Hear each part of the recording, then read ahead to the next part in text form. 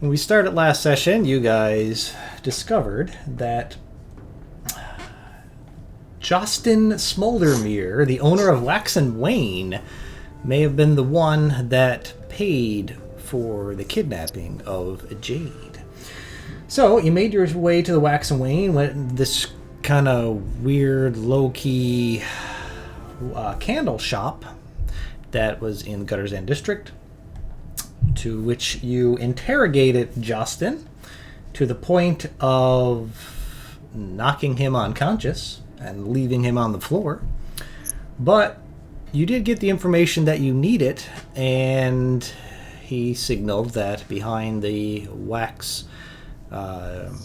curtain was the direction needed to go. So sure enough, you made your way down a long set of stone stairs before coming to an iron door. Strangely, the iron door had a little 1 foot by 1 foot square in the bottom, to which Fancy was able to squeeze through, just unlock it from the other side. Easiest door ever. Easiest skill challenge ever. But great. It's all good. And you made your way down another long set of stairs, which opened up into a room, which was Quilla, the mad gnomish engineer. Her laboratory / prison / many things, but you triggered the alarm coming down the steps. A loud kind of klaxon went off, and it startled her. And as mentioned, she was working on a device in her hand that was used for dispelling magic. And when it startled her, she dropped said item. It went off, creating almost like a big EMP wave in the room, temporarily disabling everything that's magical in here. In doing so, that also released the magical binds that were holding our two prisoners, Angus and Jade. And they seized that opportunity and broke free, just as the rest of the party came down the stairs. Combat ensued as Quilla activated her defensive mechanisms, which were to get her automatons to come to life to defend her. And a battle happened, and you guys did well. There was a few close moments. I mean, Angus was already a little wounded coming into it from the, getting the people who brought him here, roughed him up quite a bit. But then he had to fight that robot that just kind of pounded him, but he pounded him back. That was pretty good. The Iron Maw Devastator was surprisingly weak in the grand scheme of things. He was meant to be the big bad, but Arkin, with his new gust of wind, kept him locked down most of the time, and he only managed to land 1 or 2 hits. And of course, Monk flying through the air with Wind Breeze and Fancy laying into him. You guys all made short work of him. And down there was the Seraph Angel automaton that Jade and Talbot took care of. And it was an epic battle. But during that battle, Quilla up and decided, she basically said a statement along the lines of, odds are you guys are going to lose, but in the rare chance that something should happen, she's too important to put herself at risk. And with that, she hit a device that made her phase out of here and teleport out using some kind of gnomish contraption. You guys fought, and there was a few bit of bloodshed. Some people dropped, but at the end of it, you guys were left standing. However, just as the battle commenced, you heard the words, "Self-destruct sequence initiated. Countdown in progress. 30 seconds till total destruction." And that was that voice that you all essentially, you hear it, and it was in like a alien cryptic type language, but a brief moment after hearing it, your brain is able to decipher it into your own native language. And then you realize time now is of the essence. And that's where we're going to pick it up. So, I was trying to look for more epic adrenaline music. I don't really have any. I'm just going to put on a piece of combat music now, because that should at least be a little more epic. All right. So, you all hear the voice drones on and relentless. 30, 29, 28, 27, 26, 25. So, every 6 seconds, obviously, is a round. So, I will explain to you all that to give you a little bit of the distance, because I know you guys said you may try and stick around and gather what you can from in this lab before fleeing. So, I broke it down just so you know. And obviously this room is massive. I basically am going to simplify it to make it a little easier so you can keep it in your head. So, if you're in this room looking for things, it's after you found something, essentially it's going to take 30 feet of movement to get to the bottom of the steps. And then it'll take 60 feet to get to the iron door that was halfway up the stairs, the one with the little hole in it. Another 60 feet to get up to the candle shop. And then, should you want to go further, another 60 if you want to get out to the street. So that's up to you. How far you feel you would be to be safe, that's up to you. But I just want to let you know, it's 30 to the steps, 60 to the door, 60 to the candle shop, 60 to the street.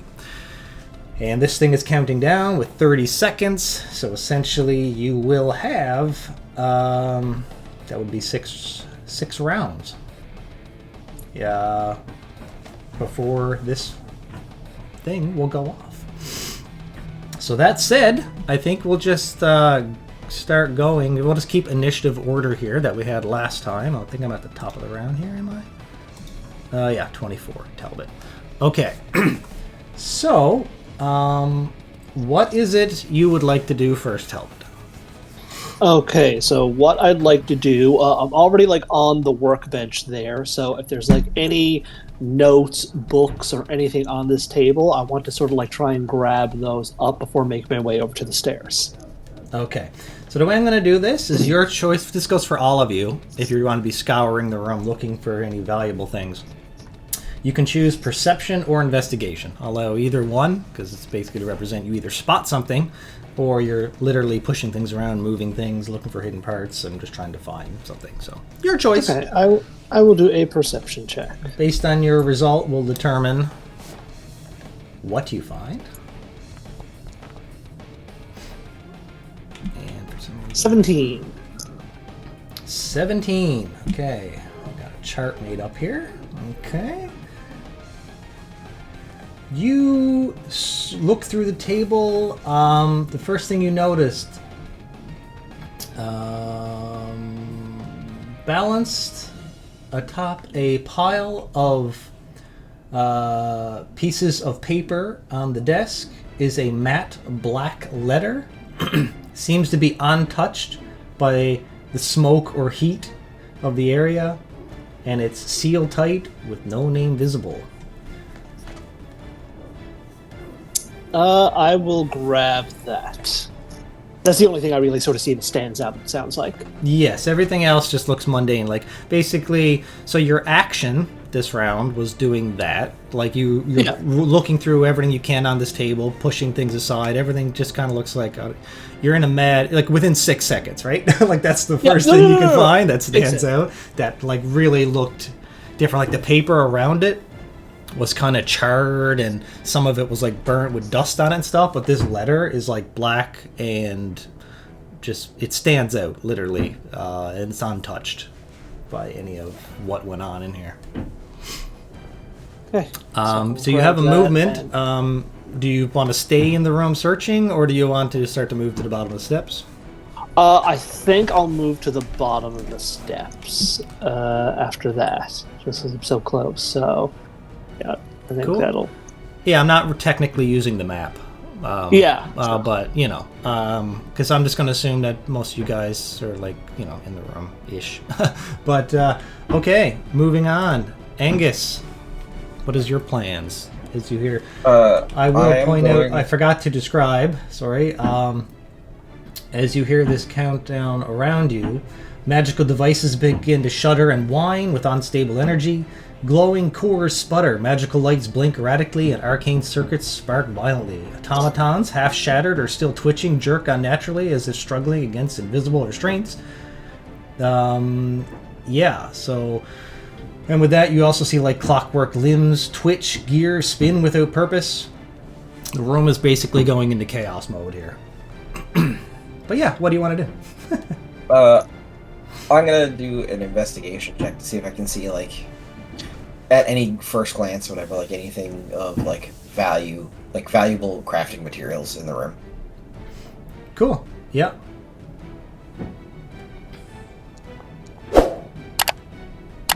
Oh wow, 22. Okay. Ooh. Okay. With that, you start scurrying around a room, and lying just beside a fallen workbench, you see a toolkit of elegant design. It is sleek black, glowing faintly red along its seams. I'm gonna scoop that up and head towards the stairs. Okay. All right. Finwick, what's your plan? Run into the room, look around, see if there's anything on a shelf or put aside or put somewhere just with purpose that's important, but not necessarily what was on the desk. For sure. Okay. Give Give me perception.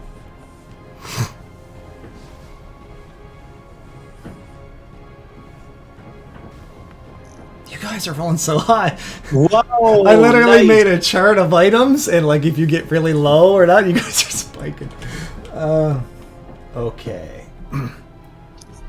Let's see. With that roll, something that stands out to you, you see a heavy, hand-sized device of brass and obsidian covered in flickering runes. Thin metal siphons twitch at the air, and a strip of runed streaked parchment feeds through a central slot. It is a very strange, but yet important-looking engineering device. If that interests you at all. Oh, I'll grab it. Okay. It's And then- quite heavy. It's about 12 pounds. But yeah, you can manage. I'm just saying. All right. Well, I'll go grab that, come back, and I'll keep pace with my brother. Okay. He's slightly on the slower side. Okay. Only by comparison. Arkin is not here. So, I guess I'll get him to search as well, hey? He would at least do one investigation. look around. Oh my, his perception's -2, his investigation's +8. So I guess he's rolling investigation. Okay, an 18. Arkin grabs a thick scroll that is slightly burnt along the edges, bound in coiled copper wire. Symbols in fine gnomish script peek out from the edge, and the parchment radiates with a faint arcane warmth. Definitely something that would catch his eye, so that's convenient. And he'll obviously run towards the steps as well, trying to get out of here. Jade, what's your plan? I definitely want to look around. I remember you narrated something with my family's name on it. I don't know if I can get that, but I'd like to do an investigation to see what I see. Yeah, sure, go for it. Okay. The lowest roll has been mine with 17. It's hilarious. I didn't expect my chart. I've added a couple items for 15 to 19, 20 plus, and different things like this, and you guys are all spiking. So now we're working our way down the list. So, okay, let me see here. With that roll, I'm going to give you.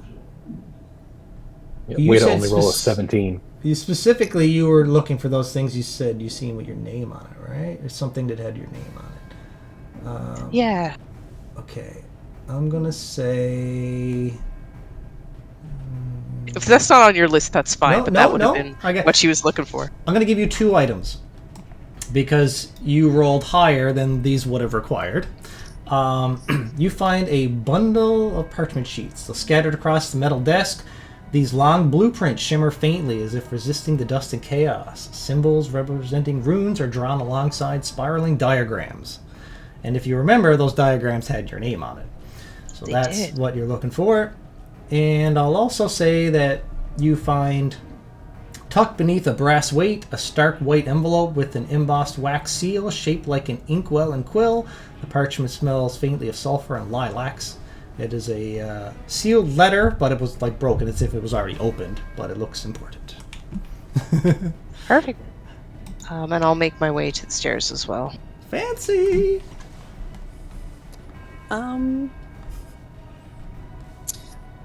As everybody else is looking around, I guess I'll just do a quick little flutter around the room. Everybody's looting the room. Yeah. Let's see. It was investigation Or perception. Or perception. or perception? I guess. Nat 20 coming up. No, more like a one. My character sheet is not loading for some reason.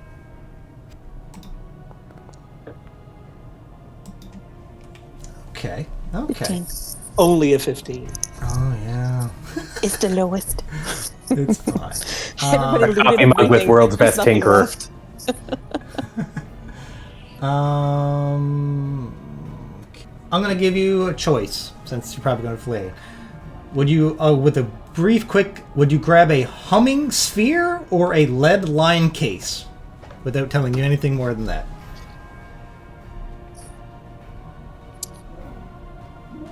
Oh, I don't know. How would Okay, you know what's I'll give you a lead bit more description. Just okay. Like, Okay. are you able to carry both? Like, in terms of, like, is one obviously too heavy for you? No, it's just on like other sides of the room. With this, I'm only going to give you like, you can only pick one in unless you want to take an additional action. You can probably go get it, but it's going to take an extra turn to be down here. But so you see two items. So nestled in a scorched containment cradle, partially concealed beneath a collapsed pipe, a grapefruit-sized device pulses red from its center like a steady heartbeat. Its gears twitch as if alive. And then, that's the humming sphere. And then you also see a lead line case cracked open and glowing from within. I'm gonna go with the cracked case. All right, you go over and grab the cracked case. Are you staying in the room or going to run to the steps with everyone else and just get out of here? I'm gonna stay and try to grab the spear. Oh, really? So we're just going to Okay. move her in the room and everyone else is up the stairs. Fancy Yeah. stays behind. Yeah, Oh. because yeah. Okay. I wanted to That would feel wrong if I leave. I thought we were all leaving together. hook, line, and sinker. Dangle the worm in your stay. All right, so now you hear 24, 23, 22, 21, 20, 19. So, shelves collapse, the walls groan, cracks run across the floor in glowing lines of red-hot arcane energy. You feel a static charge crawl up your spine as the room begins to strobe between dim shadow and blinding magical light. So, top of the round, Talbot. You're at the base of the steps. What's your plan? Seeing everyone here but Fancy, who's still fluttering around looking to grab something else. Don't leave! No, I'll turn to Finwick. It is like, brother, I know you're fleet of foot. I'll lead the others out. Just make sure Fancy gets out, okay? I'm gonna hand you the thing that I looted, Yeah. and then I'm just gonna crack my knuckles. Good. Step aside. Yeah, so with that, I'm going to take my movement and dash, and in my action, my movement, just to dash the 60 feet. That'll bring me up to the iron door, I believe. Correct. Yep. Okay. Angus, what's your plan? I'm doing the same thing. I'm dashing. All right, you get up to the iron door. Finwick. I'm gonna run back in to Fancy and say, "Why are you leaving?" There, look. That is not southern, but I point to the humming sphere. All right, I'll run to the sphere, grab it, and say, "Let's go," and then I'm gonna sprint back. Okay. So your movement would He basically has tons of movement. Well, okay, so your movement would get you in the room, and then your action is to grab it. You'd have about 25 feet of movement, so yeah, you can almost get back to the stairs. You're I pretty have I dash as a bonus action as a monk. okay, so that's what But makes he you can go even 90 faster. feet in one turn, so I, yeah. 110 feet in one turn. Oh, right. Distance Yes, I is forgot. no obstacle. Yeah. Okay, so earlier when I was saying last game when I was saying you were fast, I didn't know you could dash as a bonus action, so that's why. yeah. Because I looked it up after I did, because just out of curiosity, I looked it up. I was like, what is the speed of an Olympic speed runner in D&D? And the speed is between 50 to 60 for an Olympic runner. A monk can clear that. So, like, that's your base speed, but then if you can dash, that means that's that little bit of supernatural extra monkness you have, right? Obviously. Yeah, Step of the Wind is free. Dashing now is bonus action. Right. Yep. So you Cool. just dash. So yeah, you're definitely fast. Just so you know, if you don't use your bonus action as a dash, you run as fast as like what's his name? Usain Bolt or whatever his name is, the Olympian. Yeah. You can run that fast, but then obviously if you do a bonus action, you go that much more. So yeah. Cool. So you make it basically back there. Arkin is just gonna book it as well, 60 feet. Jade. Yeah, I'm gonna run. Fancy's in the room. Center of the All room. right, so now that thing has been taken by Finwick, I'm gonna use my action and movement to dash. Okay, so 30 feet to the bottom of the stairs, and then you're 30 feet up the stairs, okay? Just keep that in mind, because you're a little bit different than the rest. All right, so now moving on. 18, 17, 16, 15, 14, 13. A piercing hum rises beneath the countdown's voice. Resonating in your teeth, the smell of burning ether fills your nostrils as a blast of heat ripples across the lab. One of the containment tanks ruptures, spilling violet liquid that hisses and evaporates instantly on contact with the ground. A nearby automaton lets out a distorted scream and then collapses into itself. That's what you see as you're fleeing the room. So, let's just see here. Based on your guys' movements, you guys just are you all planning to continue to dash now? And how far do you plan to go? I think that's the plan. Like, I mean, I know Fancy is like 30 feet behind the majority of the group, but I mean, like, she should be able to clear it in time as long as there's nothing that's going to get in her way. I don't know where we're to. I don't know if Jade does either. Well, I'm just that's why following I'm the- leading the way, though, so that's why I Yeah, said I'm just following the person in front of me because I don't know where I'm Yeah. going. Yeah, that's why, like, I told you I was going to lead. So even though I know we have different initiative on me, I'm at the top of that. So, like, I'm leading you guys out because we're going back the way we came. Yeah, so I'm just gonna follow whoever's in front of me. Okay. And is the plan, and how far are you going? Are you going to the candle shop, or going to go out to the street, or how far are you going? I say out to the street because we don't know how big this explosion's going to be. Yeah. All right, so if nobody's doing anything else, you didn't linger. If you would have lingered slightly longer, Fancy, it would have been a problem. With this, I knew what I was doing. of course, of course. All right. All right, so as you're rushing up the stairs, you just hear deafening whines coming from down below, overtaking all the sounds. Jagged, crackling, light flashes of lightning coming from down there. You try to not look back. You run up the set of stairs, through the iron doors, out through the candle shop, rushing out to the street as far as you can, as fast as you can. When...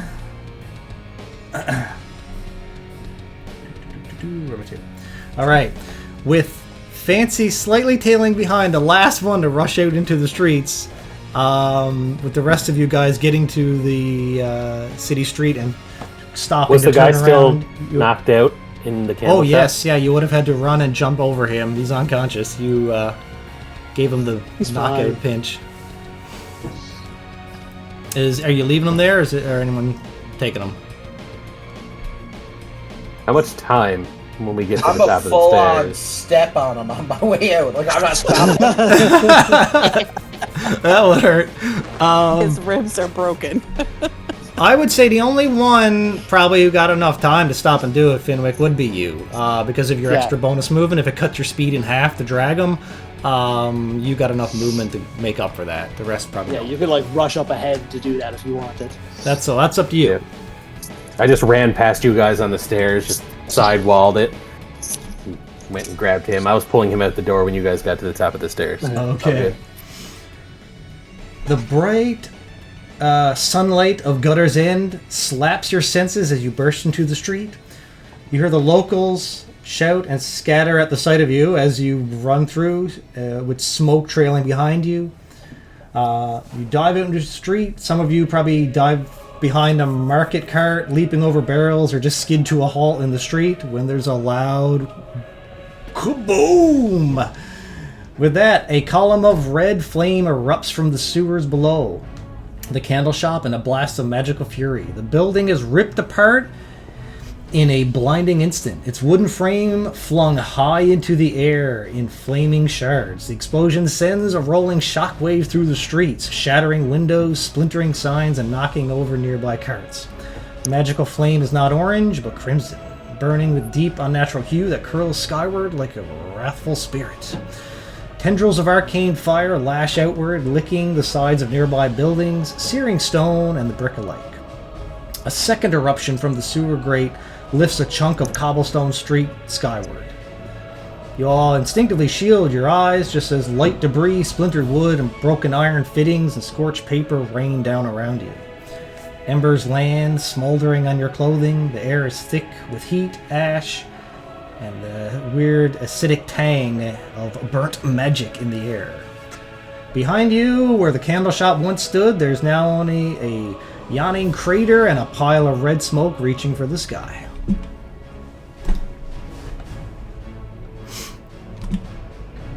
We should probably leave this area before the authorities show up and it gets complicated.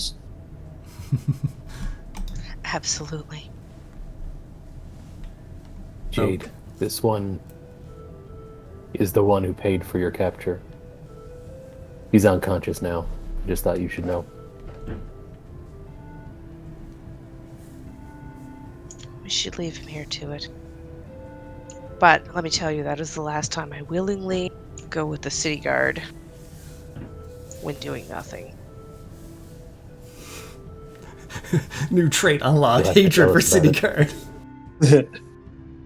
Seems it can be bought, is all I'm saying. I'm glad to see you safe, but yeah, there's definitely a lot of questions, and hopefully with everything we grabbed, we have enough to put together some answers. I will point out, as you guys are panically having this conversation, taking the scene, a few things you notice. A gaunt, hollow-eyed street peddler. His wares nothing more than rusted cutlery on a blanket, stares slack-jawed at the smoldering ruins, and you hear him say, "By the black gods," before scampering, scooping up his things, and vanishing down an alleyway without looking back. Nearby, a wiry woman with a crooked nose and too many rings on her fingers peeks out from behind a half-collapsed sheet of canvas. Figures. I told him. Too many candles. Not enough sense. Didn't expect it to blow a bloody crater, though, as she stands there wide-eyed, leaning at her window. And also a pair of grubby children, street rats, no older than 10, laugh manically as they chase the burning scrap of red cloth through the air like it's a toy. Hey, magic fire, magic fire! Before the older boy grabs them both and starts pulling them away. Are we kind of walking and talking, being that we ran out of there and it blew up promptly? Yeah, like I think we're like trying to like leave the scene as we're like talking there. I don't think we're just sort of staying still because the authorities are going to be showing up very quickly. All right. And they're going to blame Yeah. us. Sure enough. More of that. Ask Arkin the quickest way out of here. Yep, and Arkin knows that, so Jade might know it too. And you guys start to book it, and you hear faint in the distance the bark of orders, the clattering of boots, and the jangle of chainmail. Move, move! That came from up ahead! Secure the streets! Clear a path! Clearly the sounds of guards rushing in, but with your quick movement to get out of here, you have avoided the city guard showing up on the scene. Alright. Where do you rush to? You're running through the streets of Gutter's End. Let me bring up the scene, of course, but that said, yeah, it's still daytime, middle of the day, and you're zigzagging in between alleyways, and you know you're clear of the scene, but you're still in the Gutter's End district. Well, I mean, they know we were staying at the inn. If they're going to look for you again, Jade, they may find there. I don't know this city as well yourself in Arkham. Are there any safe areas we can go other than our inn? Yeah. Is there a tavern or something where we can, like, rent a room just to talk and maybe look at this stuff? Well, you're in the Gutters End district, and in this district, there's a couple things, but if you're looking for, like, an inn, there is the Drowned Rat Inn. That Do we is, want to the one where stay in people are this going district missing now, from. or do we want? Yeah, I think we want to go to a different district. I'm just saying, it's an inn that's very, like, you'll get your privacy, and it's very, like, you know tons of shady people coming in and out of there. You've probably stayed a few nights there yourself. I'm just saying, you guys picked up that it did have a reputation that some people do, the occasional person check in but don't check out. I think they'll expect us to try and leave the district. It might be better to stay at the inn in here, lay low. Eddie, would I have an inn here? Would I have a room in an inn at the moment?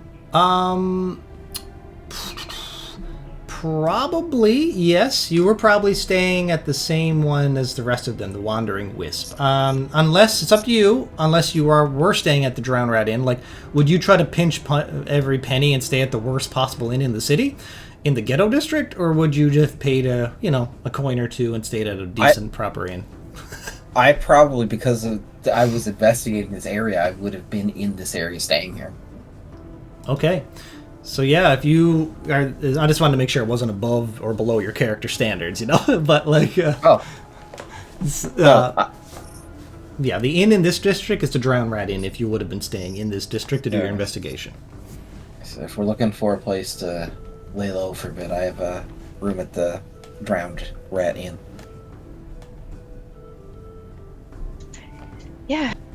Be good for you to meet our friends. Do you have anyone in the city you need to touch base with? Oh, no. It's just me here. Oh, good. Well, it's best that we stick together, and maybe by figuring out why they were interested in you too, we can keep both of you safe. Lead the way. What is your name? I'll extend my hand. It's a very rough and, like, calloused hand. Let's say, Angus Lightforge. Angus, Talbot Underfoot. Sort of shake your hand.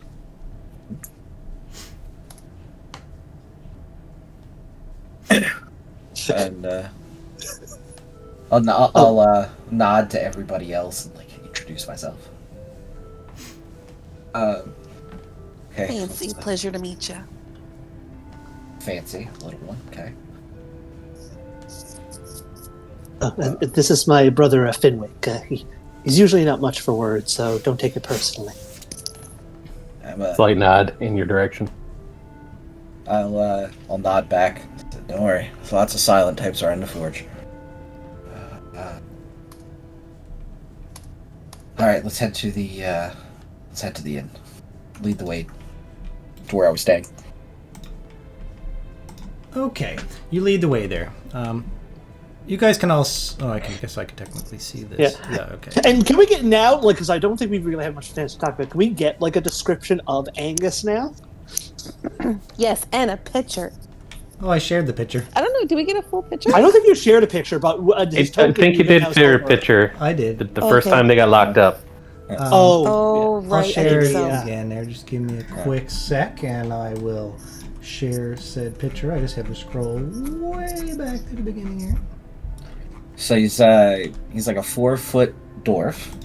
He's got like sooty, ashy skin.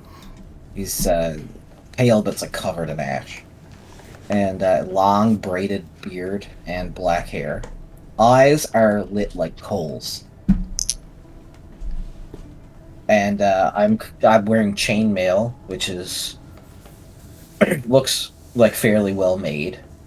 And attached to near like my belt area, there's just a bunch of dangling chains with like you'll see a bunch of like assortment of like smithing tools, and there's chains attached to my shield and my mace that I have on me.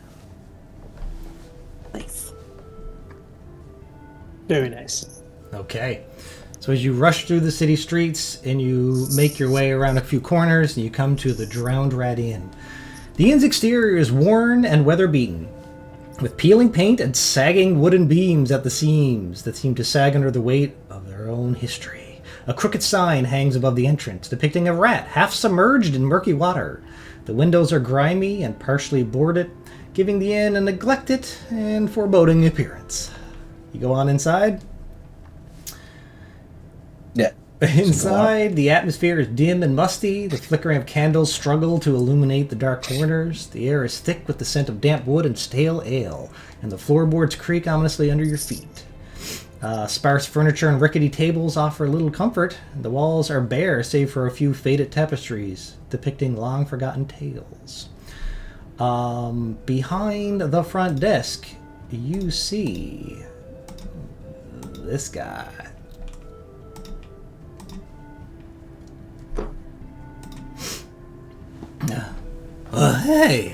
Hey, welcome to the Drowned Rat Inn. Oh, I recognize you, dwarf. You brought friends. You must have enjoyed our rooms. Just heading back to my room. Yeah. Go on. You taking all of these people to your room, are you? Jade reaches into her pocket and she starts like pinging, like twisting a gold coin between her fingers. And she'll drop 3 of them down on the counter. Be like, don't worry about it. Oh, wow.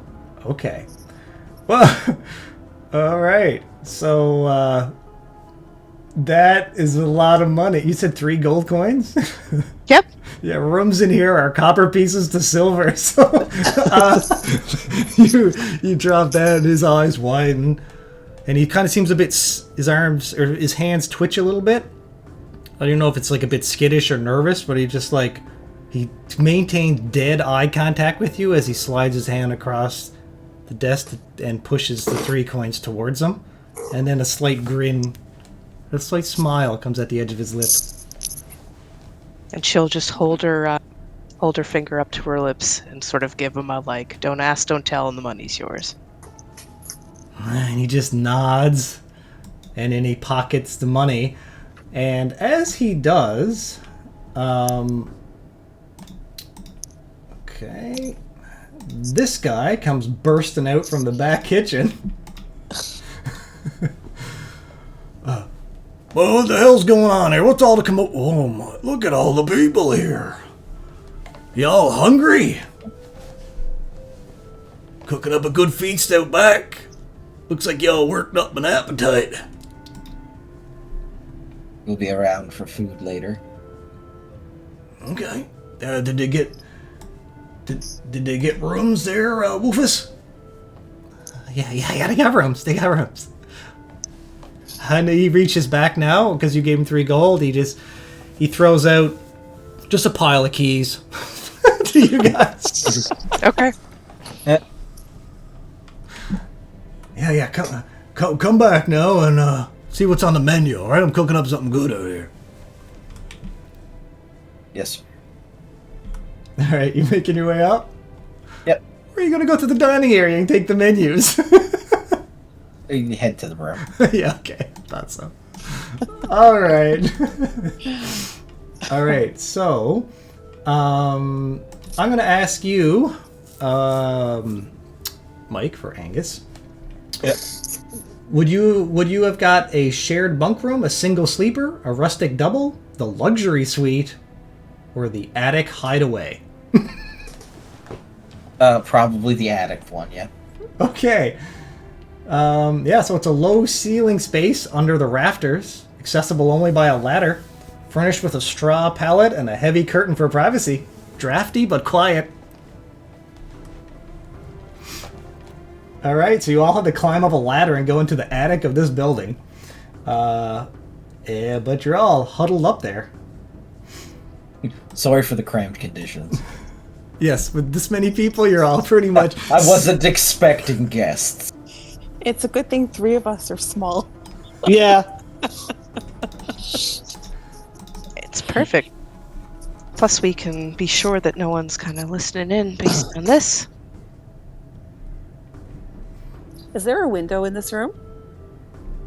The only thing close to a window would be like, you know, the little air ventilation vents in the top peaks of buildings, so it doesn't get moldy and stuff. Yeah, there's one of them with like broken little lapses on it. Not really. You have about an inch to peer out into the street, like, you know. Okay, I'll fly over. I'll kind of peer out. Okay. You look down to the street below. You see a set of 2 city guards just rush by, running down the street, heading into the direction of where you came from. Okay. I'll stay by the window. All right. So, now we have a bit of privacy. Jade, Angus, I guess the first question is, do you know why both of you were targeted and taken? All I know is that I seen that there was some strange items popping up in the streets. It didn't really match up, so I tried to figure out where they were coming from. And, the more I dug, the more they seemed to want me to stop looking. So when I was down checking out the sewers, I got jumped and I woke up next to Jade. Look at yes, Jade, and that's the last thing I remember. You said strange items, like what type of items were hitting the market? Just strange mechanical devices that didn't look like they should, or that weren't made around here. Which I didn't think they were made around here.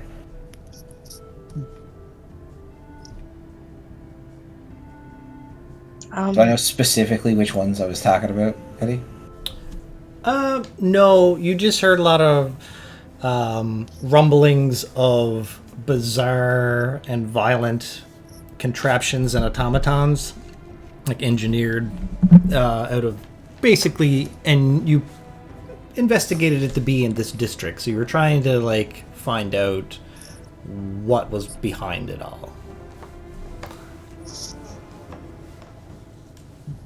Were you investigating this matter by yourself, or did you have any companions you were working alongside with? No, just mostly by myself.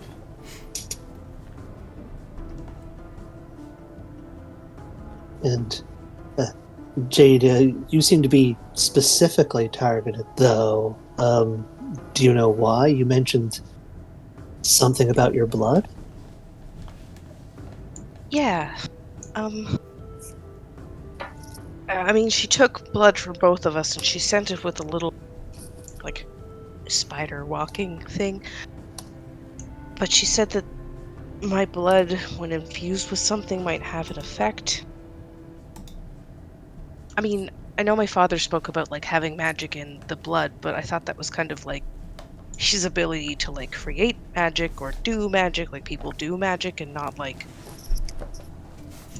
I don't know, but the gnome was, like, also a little bit like Looney Tunes? But still, it's enough for you to be targeted and for all that to happen. And, I've seen, no offense, much more proficient magic users than yourself, so I am curious to what you meant. If you don't mind, I am somewhat proficient in studying blood, from researching my father's condition. Do you mind if I take a sample, maybe to glean later when we have more time? Yeah, that would be okay. I'm going to quickly interject to point out how pale she is with exhaustion from blood loss at the moment. Maybe later. Get some sugars in her Once first. you've got some rest. Did you see the other one? The other one? There was someone else besides that gnome? Yeah, a tiefling, like purpley blue with swirls on them. Writing or something? They were red. Were they red? Yeah. Want me to share the image again? Yeah. We never encountered anyone else. Give me a quick We found the person who lured you out of the room. They led us to the candle shop. And then we came down the stairs, and whoever was in the room was in the room. If that helps you describe him now. Does his description sound familiar to any of us? No.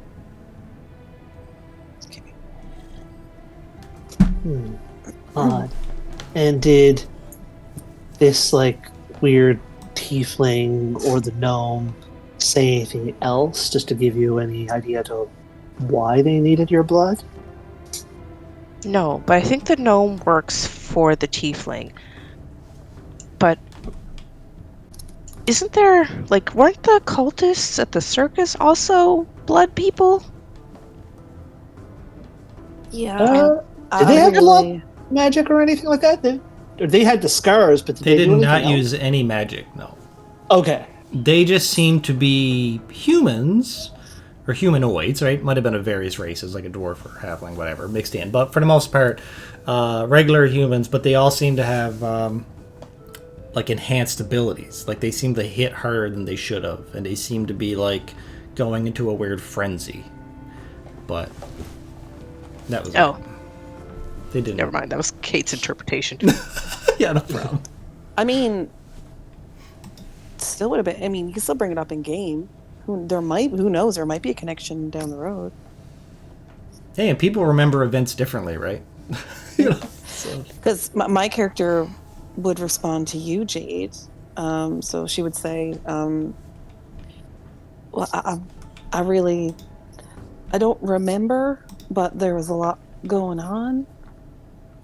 I'd have to check in with my people, but they left the city. I know that. Actually, no. I was on stage, so I didn't see that. I don't think Eddie. I didn't see the guy have a look at Fenwick and take off. Right? Was I too far away? No, you were there. You were in the battle. Because that guy, the battle started. Everyone rolled initiative. He came out, got in position, and then he happened to look at Fenwick, and he shouted that, and looked like he's seen a ghost, and he just turned and ran in fear. Okay. So you did see that, yeah. So I did see that. Yeah. So yeah, I'll just mention. I mean, there was the leader guy. He took a look at Fenwick, and I don't know if it was because of his order or that creepy black cape, but he did not like what he saw and he took off. But there might be a connection. Who knows? Something to keep in mind. Maybe we could take a closer look at whatever we managed to grab there before that place exploded. Maybe it'll give us a clue. I know I managed to get this, sort of holding up the... you said it was like a matte black letter? Okay. Yeah, alright. I think you got the black envelope etched with a broken seal, right? Yeah. Alright. I'm gonna go down in the bar. Well, yeah. You said the guys letter looked identify these untouched. Wait, you're doing what? You're going to the bar? I'm gonna go look out. If they show up, you'll hear the laughter. I have to go get my wife. So I'm stepping out of the room for a second. All right, no problem. All right, Out of character. Yeah, it's cool. All right, he's gonna go down and watch the front door for a minute. The guards went that away. And then Fenwick was never seen again. Yeah. No. But horrible. we'll go through the items. There's a good chance because we can quickly recap them later for Steve, right? Yeah. So, the black envelope. So you're gonna open it up. Yeah. All right. All right. Okay. When open it up, it projects a chilling, essentially like illusionary voice. You hear, "Dear Quella, you are the engineer that the other assigned to the task. So far, reports show you have performed adequately. Are we still on schedule for completion of the project by our deadline? This will work with or without Lightforge or Caraway's cooperation. However, if you can break them into submission to speed our progress, you will be greatly rewarded. Volrix will work on the backup plan, should you fail. And it ends. What was the name you said? Oh, the name? I'll put it in chat. Cool.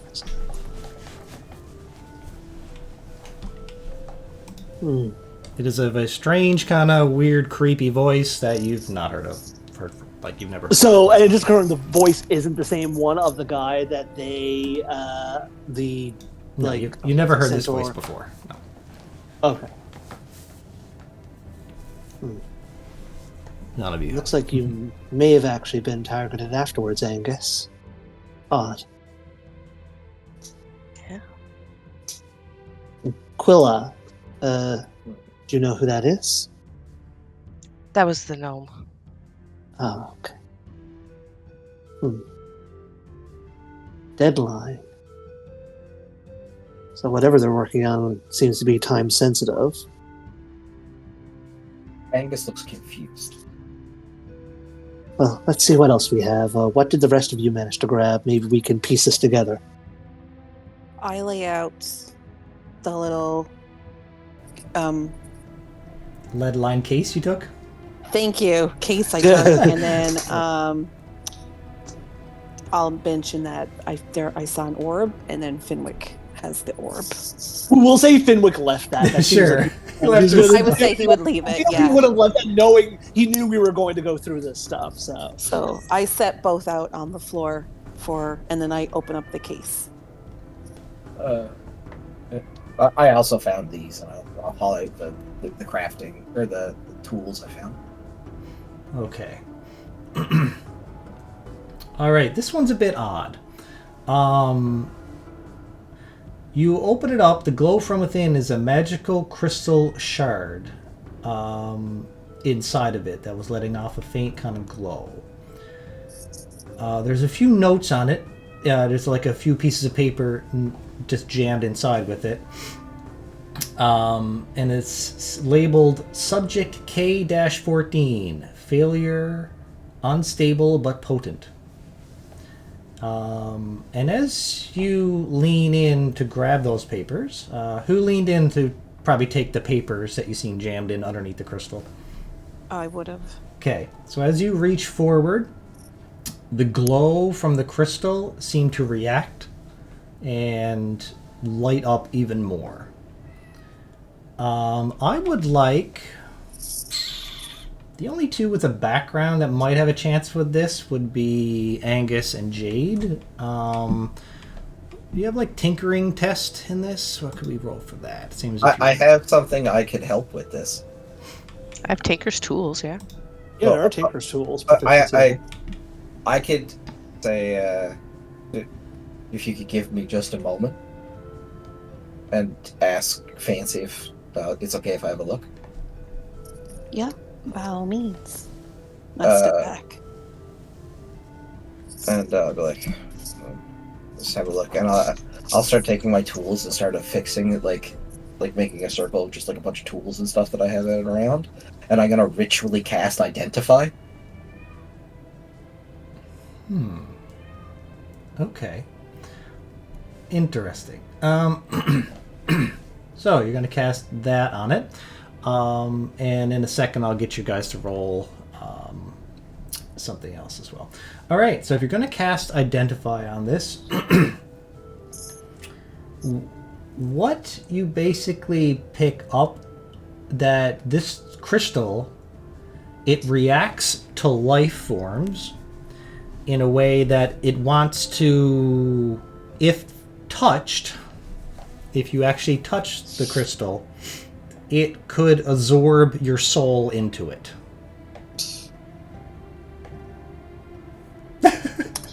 I'm going to relay that information before anyone tries to touch it. Best to handle with care. I'm just gonna close this. Yeah, and maybe reinforce that case a little bit. That one looks a bit damaged. I am gonna pick up the case and give it to Angus. You look like and pardon if I assume incorrectly, but you look like maybe you would be the best to reforge this better? I don't know if we have the capabilities of forging at the moment, but I can keep it, try to keep it safe. Yes. All right. And I give it to him. Okay. Good thing you cast Identify on it. Yes.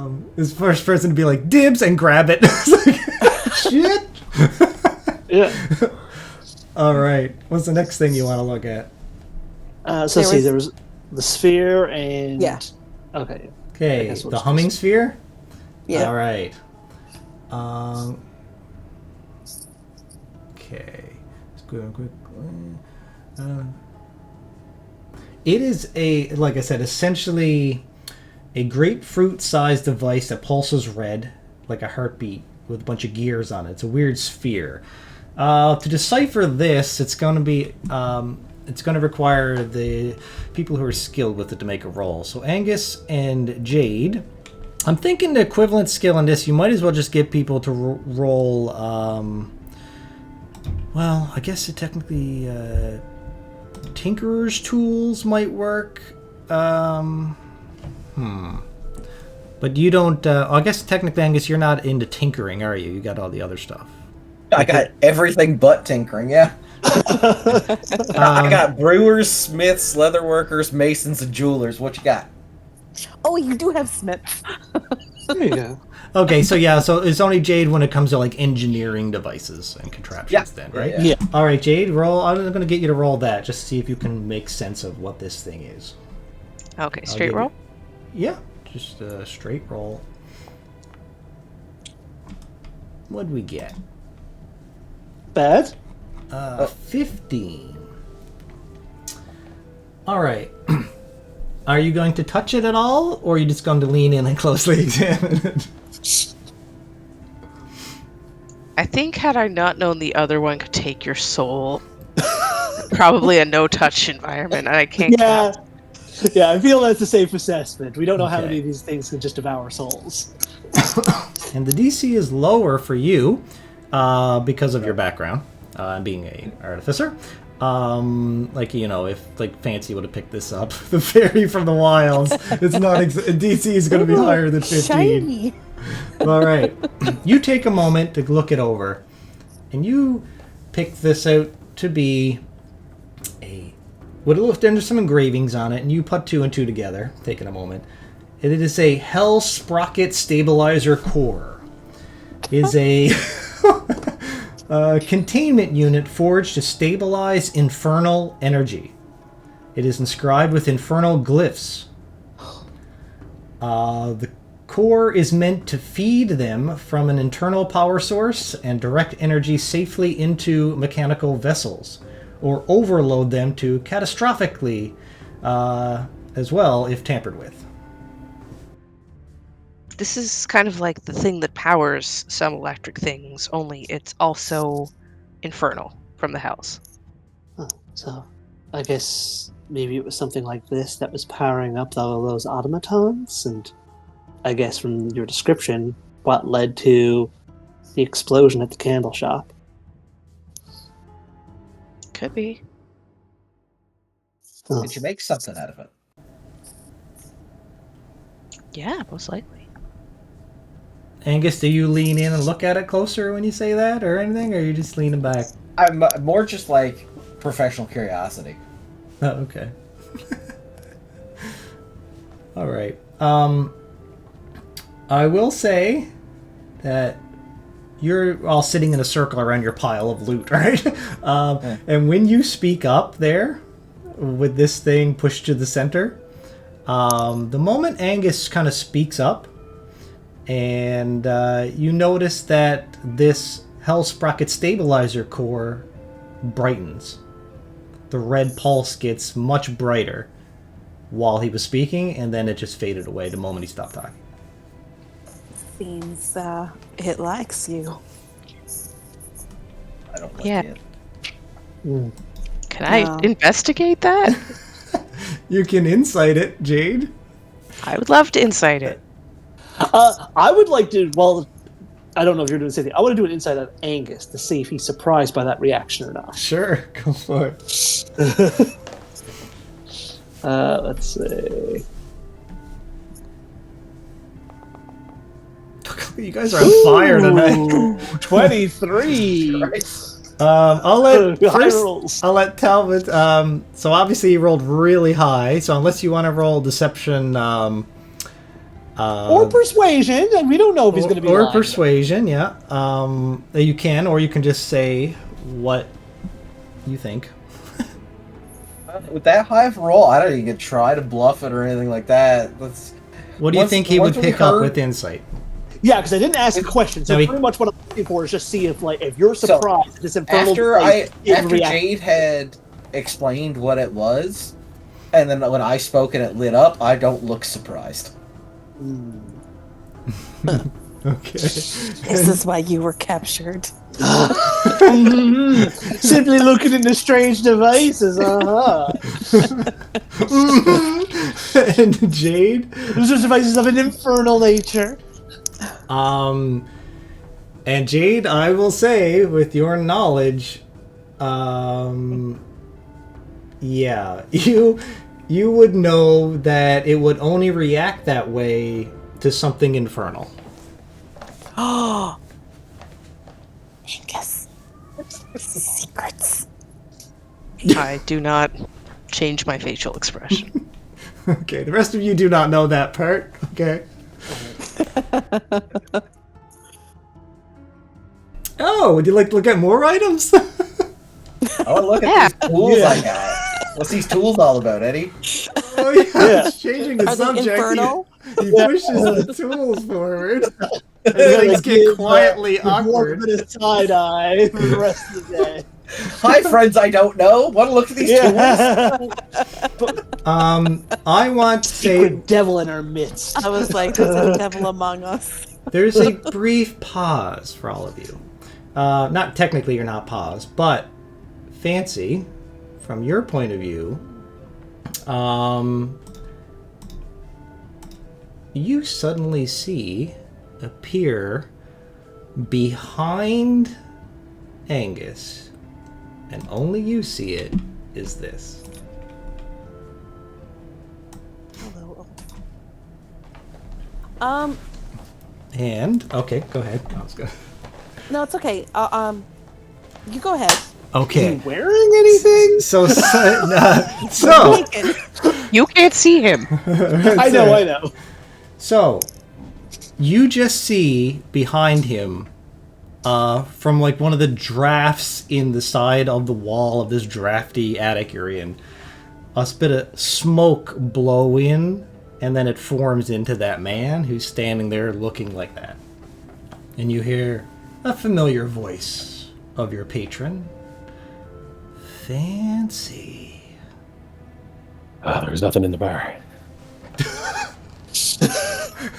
Good. You have nothing to be suspicious about. It's great. Yeah, nothing. I'm going to so he stood right behind Angus. Yes, with that look, and all I said so far is fancy. And he's looking at the dwarf. I look to Angus. I'm looking at the tools in my hands. Yes, I'm gonna say,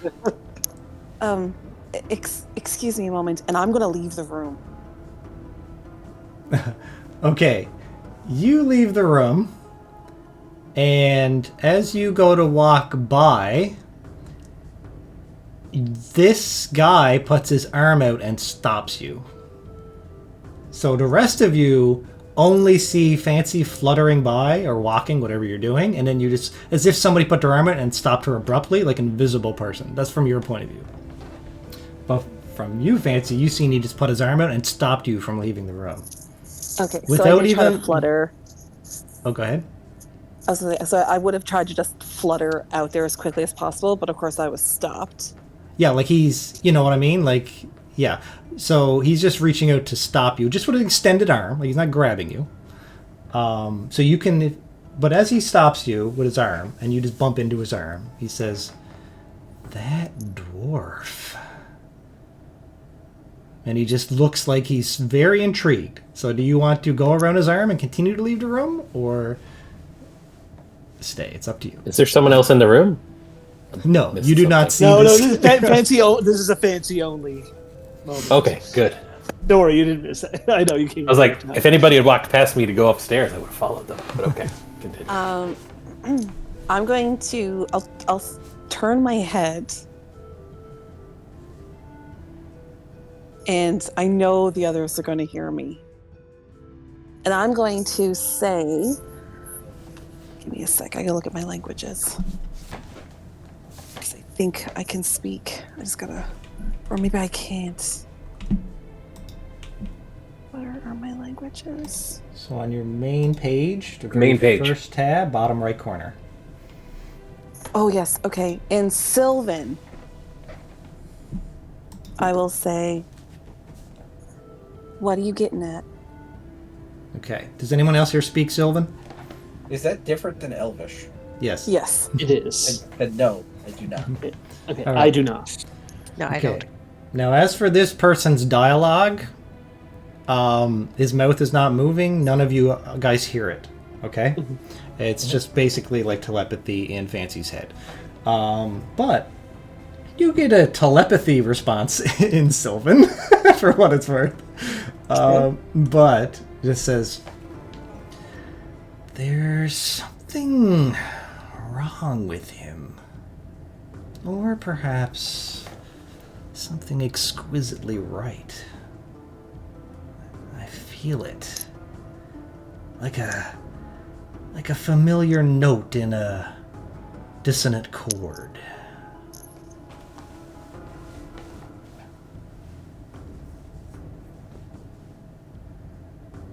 You should go. And you want me to what? Investigate him? I want you to go to him. No. I want you to embrace him. Oh, what? And he just stands there looking with fascination in his eyes. Is Fancy speaking out loud? Yes. She is, but in Sylvan. And so Sylvan. no. I look at Angus, who I'm standing in front of, and he's looking at his tools. Yeah. Which is funny because I have such a dark exterior, and when I Yeah. have tools out in front of me, I look like a kid on Christmas. And I'm gonna say, I'm just gonna hug him. I'm not gonna say. I'm gonna hug him. Okay. And it's gonna be very awkward, and I'm gonna let go very quickly.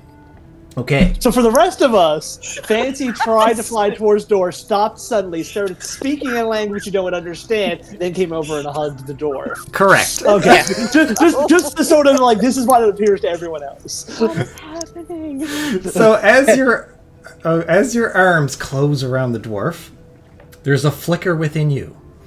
A sensation of a cold draft through candle smoke, followed by a faint sound of chains dragged across stone. Then, like a torch flaring too hot, a sudden surge of anger and blind rage floods your chest, unbiddened and primal. It's not your own, but it burns like it is. The emotion strikes so violently that your body reacts on instinct, and you snap back from the embrace, heart racing and eyes wide. Again, just a kid on Christmas looking at tools. I'm so excited about these tools, I don't even know if I noticed Fancy hugging me. So Fancy, I don't wish to be rude, but what the fuck was that? So I spin around. Is the patron still there? Yes. I glance at him, turn my head, look at Talbot. I'm sorry, and I continue to try to leave. Okay. You Finn's at the leave. door, though. I move past Finwick. Finwick, you're coming in the door. Pretty much, you're standing in the doorway as I Fancy's duck under leaving. his arm. I don't try to stop you. I Okay. don't care if you're leaving. And as you sidestep and she flutters out the door, this figure is following behind you. Fancy? Okay. It follows you. Where are you going? Just like down the hallway? Yeah, just down the hallway. You go down the hallway. It follows you and comes up to you. And as you're standing there, I guess you were back on as you're walking away, so you may not. He would have made no sound. So like you basically come to your stop where you're taking a moment to think, I assume, right? And suddenly you just hear the whisper in your ear as if this guy was leaning in and talking in your ear, like over your shoulder. And you just hear, "Fancy, keep him close, my dear. We mustn't let this slip away before we understand it. You need to ask him to travel with you, fight with you, earn his trust, but let him think it's your idea." I don't understand. Why? Why is it so important to you? And I forget myself and I'm talking in common. If anybody's listening. I'm gonna turn and look at Jade for a second and be like, "You're a really friendly group of friends here." Yeah, they are really friendly. Jade is like locked in on these tools that he has. We'll get to the tools in a moment. I know. I'm joking, It's like I'm joking. it's just two gearheads just don't know what's going Exactly. on. Right? That's what Yeah. I'm laughing at. Just must find out about the tool. There's a bunch of weird shit happening, and the two of them are like, Talbot's. I can only imagine. So Finwick steps into this room to see everything that has happened with Fancy. Talbot's sort of giving a weird side eye to the dwarf, and both the dwarf and Jade are just looking at these fancy tools in front of them. and just to finish Fancy scene, he replies with, something familiar, too familiar. I need to know more, Fancy, and you need to get me answers. After all, what harm could it do to gather another performer for our stage? And with that, turns into smoke and dissipates away, leaving you probably confused in this hallway. Yep. How long do you stay in said hallway? Will you miss the opening of the tools? Probably. Okay. What's going through your mind here now, Fancy, before we go jump back to the tools? You don't have to, I guess, share your thoughts. You can keep it to yourself if you want. My thought is, can't I be enough? Why am I suddenly now tasked with bringing another person into this? And then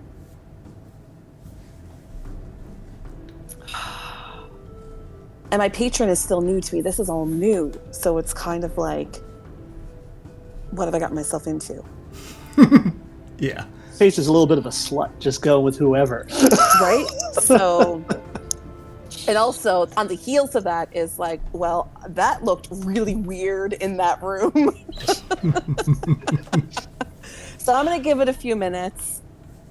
With some type of explanation. And then I'm going to walk in like nothing ever happened. Of course. You fixed your makeup and you go back in. Fine. Everything's fine. All right. Let's get to those tools, shall we? All right. Inside, this is a full set of strangely engraved tools, forged from blackened mithril and etched in infernal script that shifts slightly when watched for too long. Now, let's see. So with this, I will allow either Smith... You can roll smithing, Angus, and Jade, you can roll your tinkerers to get something different. So you both can roll your tinkers or your smithing tools as a way of trying to decipher further, more information from these things. Can I cast guidance on myself? Is that a thing people could do? You can. Yep. Yeah, you Yeah. absolutely can. Yeah. Unless the new rules say you can't. But You just yeah. basically can't do it as a reaction. I know, like, if something instantly happens, you can't do it. But I'm gonna get to add a D4 to this roll. Okay. Ugh. Oh, I think I do too with my marker making. Oh yeah, I think there's like a D4 15. thing there with certain checks. Yeah, whenever I make an intelligence or ability check on artisan tools, which is my Tinkerer's tools, you can roll a d4 and add the number to the ability check. Nice. Okay, so you're adding how much? 1d4. All right, roll. Let's get it. Big rolls. Woo! Ah, 18. All right, with a 15 and 19, okay. I'm gonna say the only other thing that you pick up there, Angus, is the tools are unnervingly precise, able to adjust to the scale and composition of any mechanical object that they touch. However, Jade, you go a little bit above and beyond, and you decipher when used to work on infernal or cursed devices, they grant the user advantage on all relevant checks. Yeah, but other than that, there's something else, but you wouldn't get that with just tinkering knowledge. Can I cast Identify on it? You gonna cast another spell? Ritual cast. It takes 10 minutes, but I don't get to spend a slot. Okay. Alright. So yeah, if you're gonna take the time to do that, the additional We've been thing, obsessing over these tools. I would 100% cast Identify on these. the additional thing you pick up on is that they will also, when people use these tools, the tools will whisper instructions to the user in the infernal language.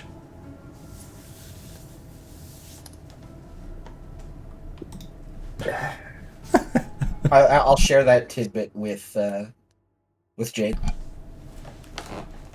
Yeah, and I would share that they were working on infernal or cursed devices. Are you To make it better at it.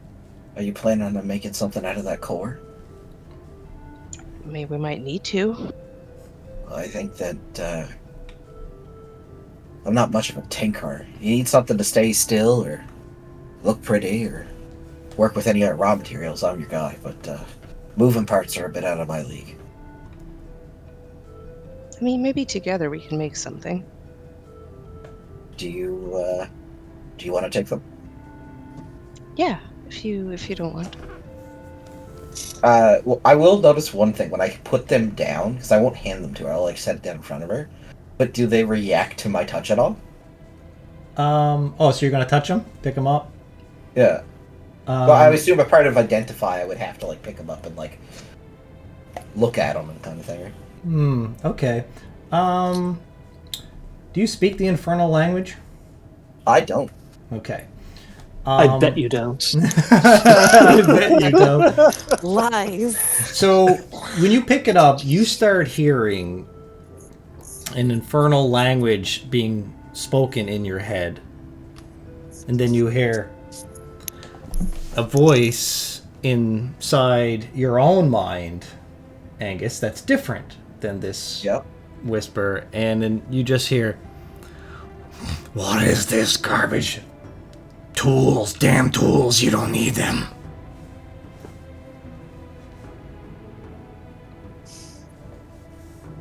I'm just gonna put the tools down. I'll close my eyes for a second. And then I write myself, and then I'll set them down. He goes, I think it's best that you take them and you make something out of that core with them. If you need help or anything like that, I'm more than willing to lend a hand, but it seems like this would be your point project. Oh, okay. Yeah, that'd be great. I just picture Angus from being like Ace Ventura. Yes, Satan? Alrighty then. That's pretty much what's going on like that.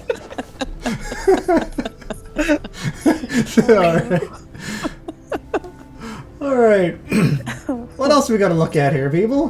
What else do we got? The letter that parchment Jade and got. envelope. Yeah. Oh, There was a Yeah. thing I found in the orb that I took from. Yeah, we got that done.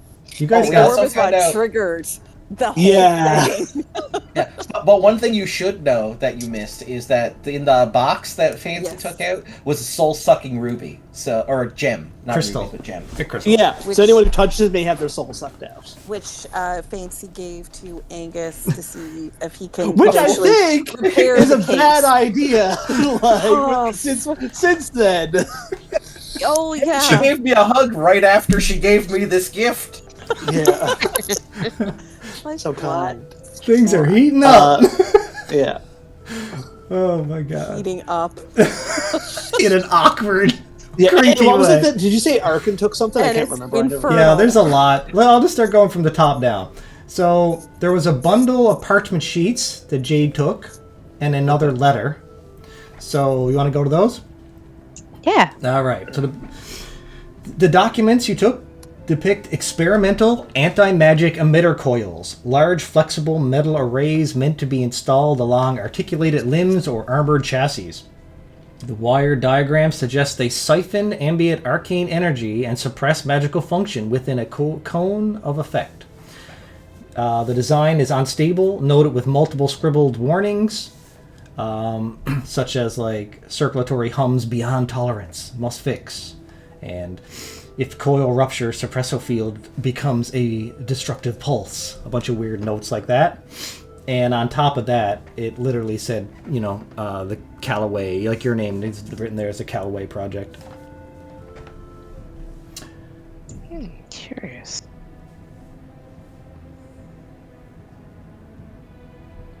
Okay, moving on. The letter. You open up the letter with the broken seal.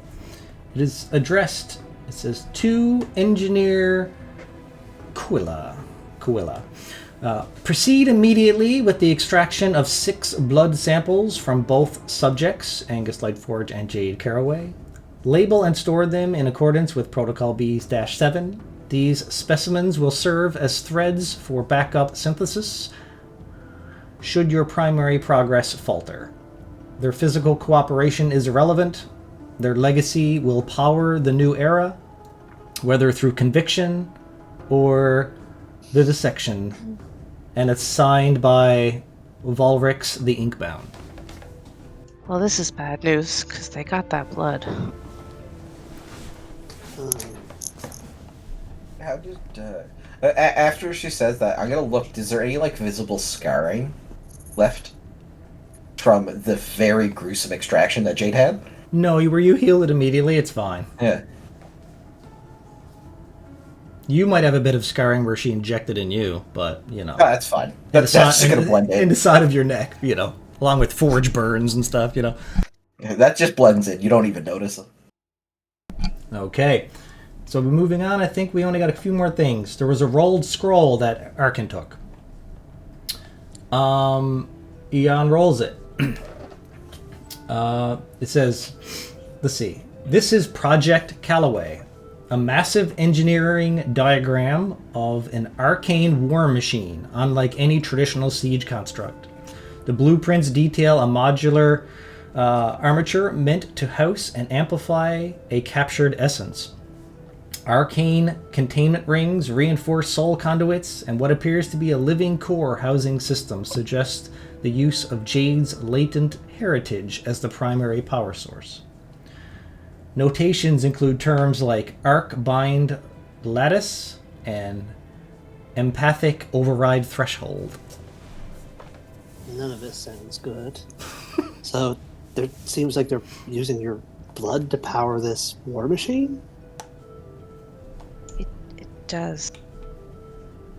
Does the place where it amplifies a captured essence, does it look like a person fits in there? Or just like something smaller? Devices, like just big engineering devices. It doesn't look like it's like a cockpit or anything, no. If that's what you're asking. Okay.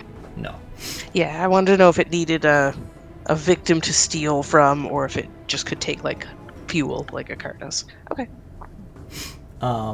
In fact, there's a couple scribblings of things that look similar to the crystal that was found in the lead-lined case. So, we need soul-infused crystal. You're blood to power this? Does it mention what type of soul they need? No.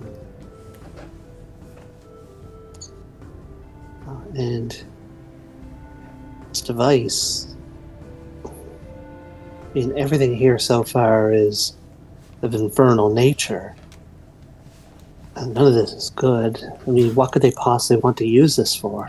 And where would they build something of this scale? I mean, Angus said he got beat up in the sewers. Yeah, I was exploring some collapsed tunnels, and that's where I got jumped. You say that, but you were clearly targeted. I mean, is there anything you wish to share? Like I said, I saw these things popping up. I knew they were a problem, and I went looking to see who made them. Why they're after me, I can't tell you why. I don't know. Insight check. I was waiting for it. I was like, Yeah, come on, yeah. guys. Yeah, do an insight check. Well, specifically, what I'm hoping to do is like, does he actually not know why they could possibly be looking for him? So, All right, anyone who wants to insight the dwarf, go ahead and roll. I got a 17. Not as high as last time. I'm back at this point. I just kind Oh, of for duck sure. back into the room. Yeah. I do want to insight those. Yep. And I trust the dwarf implicitly. And Should what you can do there, Angus, is roll either persuasion or deception, and you can click for GM only if you like. Or just roll the d20 on the appropriate I'm modifiers. that's all you do. I'm just gonna roll the d20. Oh, do you? Oh no! You do have inspiration, or you can just save it for something. No, this is fine because I'm gonna tell you exactly. Oh, I'll leave this up to you. This is the truth. I had no idea why they were going after me. I 100% know why after I got captured. Beforehand, I had no fucking idea why they jumped me. After I got jumped, I understand why I got jumped. That's what I'm giving off. Okay. You could read them like a book at this moment. Yeah. Almost to the point of mind reading. Yeah. So, That's what you get from that. yeah. So, even at the time you were oblivious, it seems like you may know something now, especially with all this being presented. Do you wish to share with the class? All I know is that they got what they're looking for. They got my blood. And apparently, they needed Jade's as well. Jade seems unsure about what makes her blood special. Do you have any insight to what makes your blood unique? With all due respect, my good sir, I don't know you fellows. The other group has me in chains. Are you guys going to force that out of me as well? No, but My brother is simply curious. He won't inquire any further. I'm just going to look at Talbot. There's of one course. There's one last thing. Yeah. Jade there kind of is. looks at Arkin sideways. She kind of insinuated they killed my father? I don't know who they is, and she could just be crazy, but she's got all this stuff with my family name on it. Yeah, Arkin seems totally confused at all this. Obviously, I'm not going to roleplay too much for his character, but yeah, he's No. confused, and he can't make any connections to the dots there either. Like, he's as baffled as you are as to when you tell him all of this. As to Oh yeah, no, I'm not what putting that him on the is. spot. It's just if Yeah. there was anyone Jade would look to for comfort sure. with this, it'd be Arkin. Yeah. And he obviously looks very worried and troubled, as he would. It seems that you're being targeted for something, and he don't like it. You also had one last item, guys. Okay. One thing I just want to say, Angus, I'm not going to pry anymore. We all have our secrets, and it's your choice to share them. But I will ask you one simple question. Are you a threat to us? From where I'm standing, it appears that you may be a threat to me. This one seems fine. And I'll point to Jade. And I'll point to Archon. I said, that one hasn't said a word. And this one seems to like me. And I'll point to Fancy. Forget it happened. All right, just it was a moment, and it's over. You seem like a nice guy, but please don't look into it any more than what that was. She just then kind of. Then I'm gonna point. away. I'm gonna point. I'm gonna point the two of you. Now you two seem capable, but are we gonna have a problem? I don't have any issue with you if you don't mean anyone here any harm. As you said, we don't know each other. It seems like you're in as much trouble as Jade is, and if you're not a threat to us, then I'll extend the same protections to you as I would to her. Does that seem fair? And hopefully we can open up a bit more to each other in the near future. I have no ill will to anyone here until harm starts coming my way. And it seems I think we're on the same page.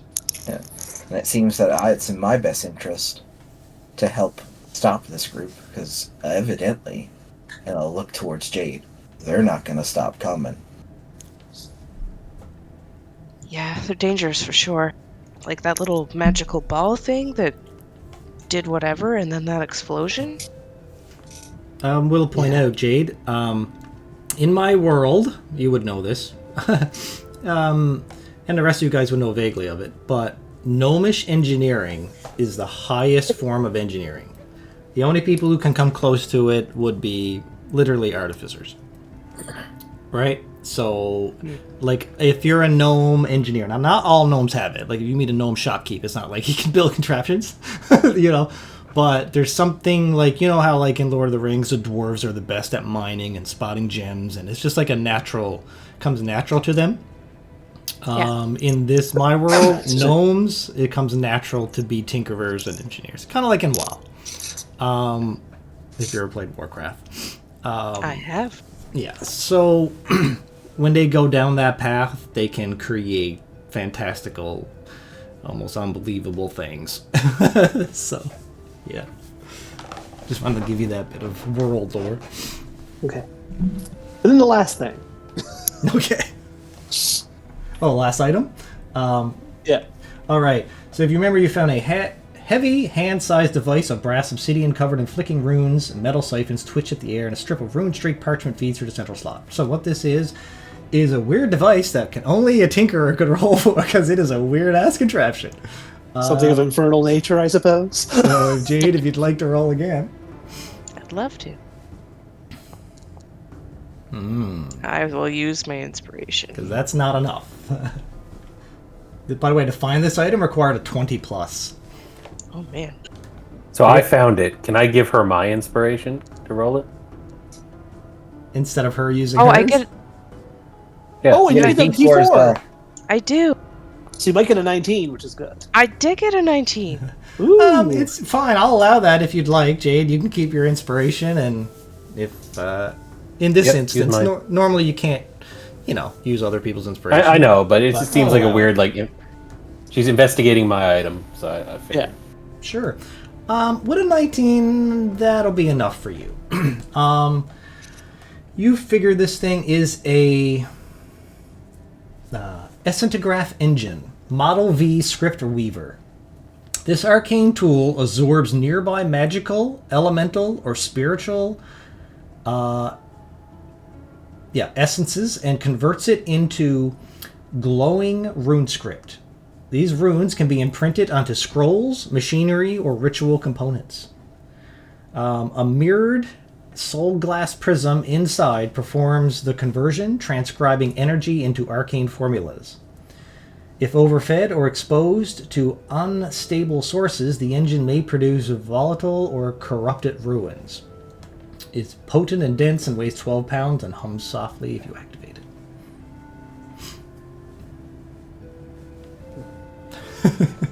You can see why I'm only letting bad news. You can see why I'm only letting the artificer roll for these things. Oh, it makes sense anyway. Yeah.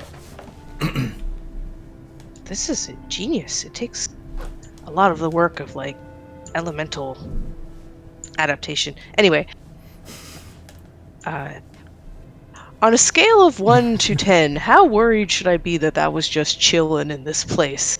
Like, this thing seems like it's super effective and very... Yeah, you've never seen anything like it. It is... Yeah, Okay. it can be very powerful in the wrong hands.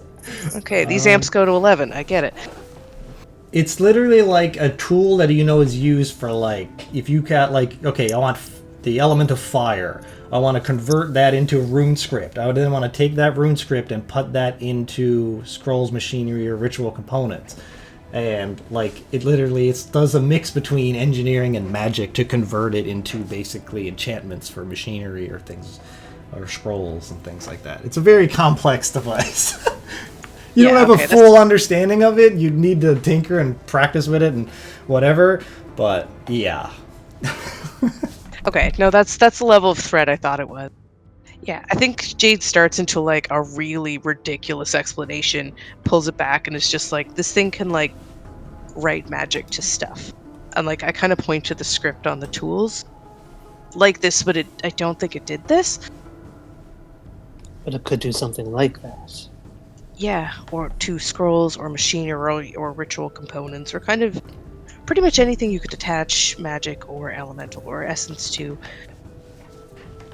It's like binding a magic to something. That could be useful. Yeah, well, it's good we have it and they don't have it. That's probably why they blew up their stuff, so that no one else could get it. Yeah, but if they still need it, then that's more reason they're going to look for this, unless they have more of these, which is not good. I don't know which is the better scenario. So you could impart an element, turn it into a ruin, and imprint it on something so that it could use that element? Did I understand correctly? Yes, kind of. I can do that myself. I was going to look at Talbot's crossbow earlier, but didn't. He was busy. But yeah, I can do that stuff myself, but it takes a lot of time, and this thing does all of the thinking and planning and writing, kind of. Think of all the invention or the crafts we could make with this. I know. Simple. I look at my weapon wraps. enchantments. You do something every time we fight to make me stronger. Could you make my wraps stronger? They're just cloth. I could work on something, absolutely. Interesting. Well, I have no use for this device. This is yours. Oh my goodness.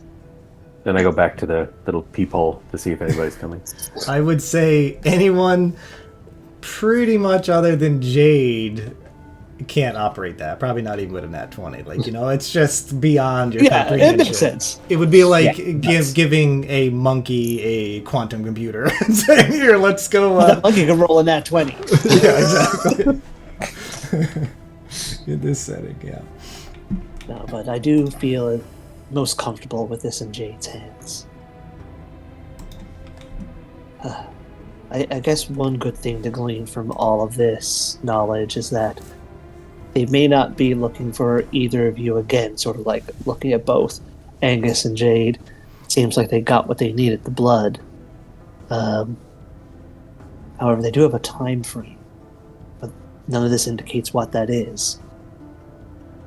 I'm not looking at the party, I'm looking at the people, but I say, they might think you're dead. That was a big explosion. That's true. However, should we remain in this city From what Arkin said, it was the captain of the city guard who approached you. So, Captain of the guard, yes. I mean, whatever this is goes. They have a lot of influence. So, how long can you remain hidden in this city? Would it be safer to go somewhere else? I don't think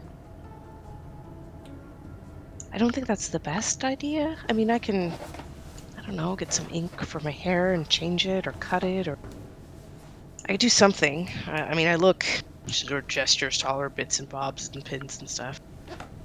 I look obvious now, but I could work on some of that. And what about you, Angus? Are you concerned about being targeted again? So yes, I'm great at blending in, and as I move my hand to point a thumb at myself, all of the chains on my belt and stuff rattle.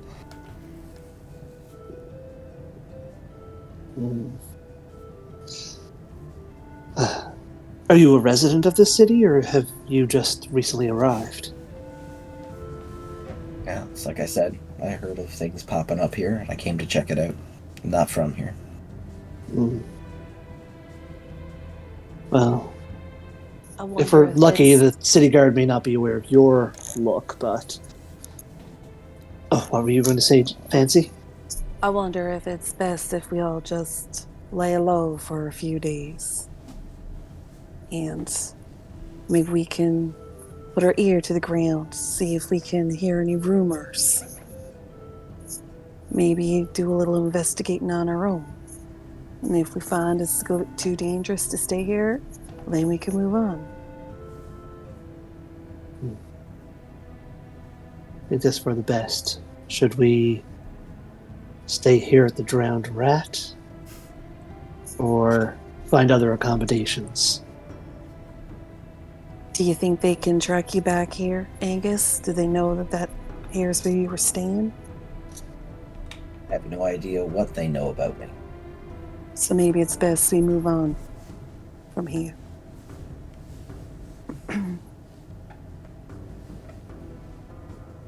Jay, do you know if there's any other inns besides... Out of character, what's the name of the one we've been staying at? The Whispering... Wandering Whisper, I believe. The Wandering Whisper. Yeah, besides the Wandering Whisper, it may be better to go somewhere else since they may assume you'll go back there. Agreed. We have an inn with the owner of a brothel. She may rent us a room. That's a very good point. Yes. Being nowhere. Call in that favor. And then Angus is just going to look at you and, like, with a one raised eyebrow. That's how we found you. Yes, I don't offer anything else. That's just... Yeah. Just so, between you being lost and us finding the whereabouts, yeah, we sort of found ourselves there at a brothel and got the information we needed. And I think we can come to an arrangement there to sort of lay low for a few days. Yeah, I'd agree. So I've had my lot thrown in here. Stay for a moment. We're a decent crowd. You'll fit right in. Yes, and it may be safer for you if you stay close to us, and you clearly seem to have some type of insight to what's going on, and maybe you'll share it soon enough, but overall I do think it is safer if you stay with us. Okay. Just gonna look over to Jade. I think they're pretty alright. I trust this one. It's okay. Trust is earned. And we can all work towards that. I think we can agree on that matter at least. Nah.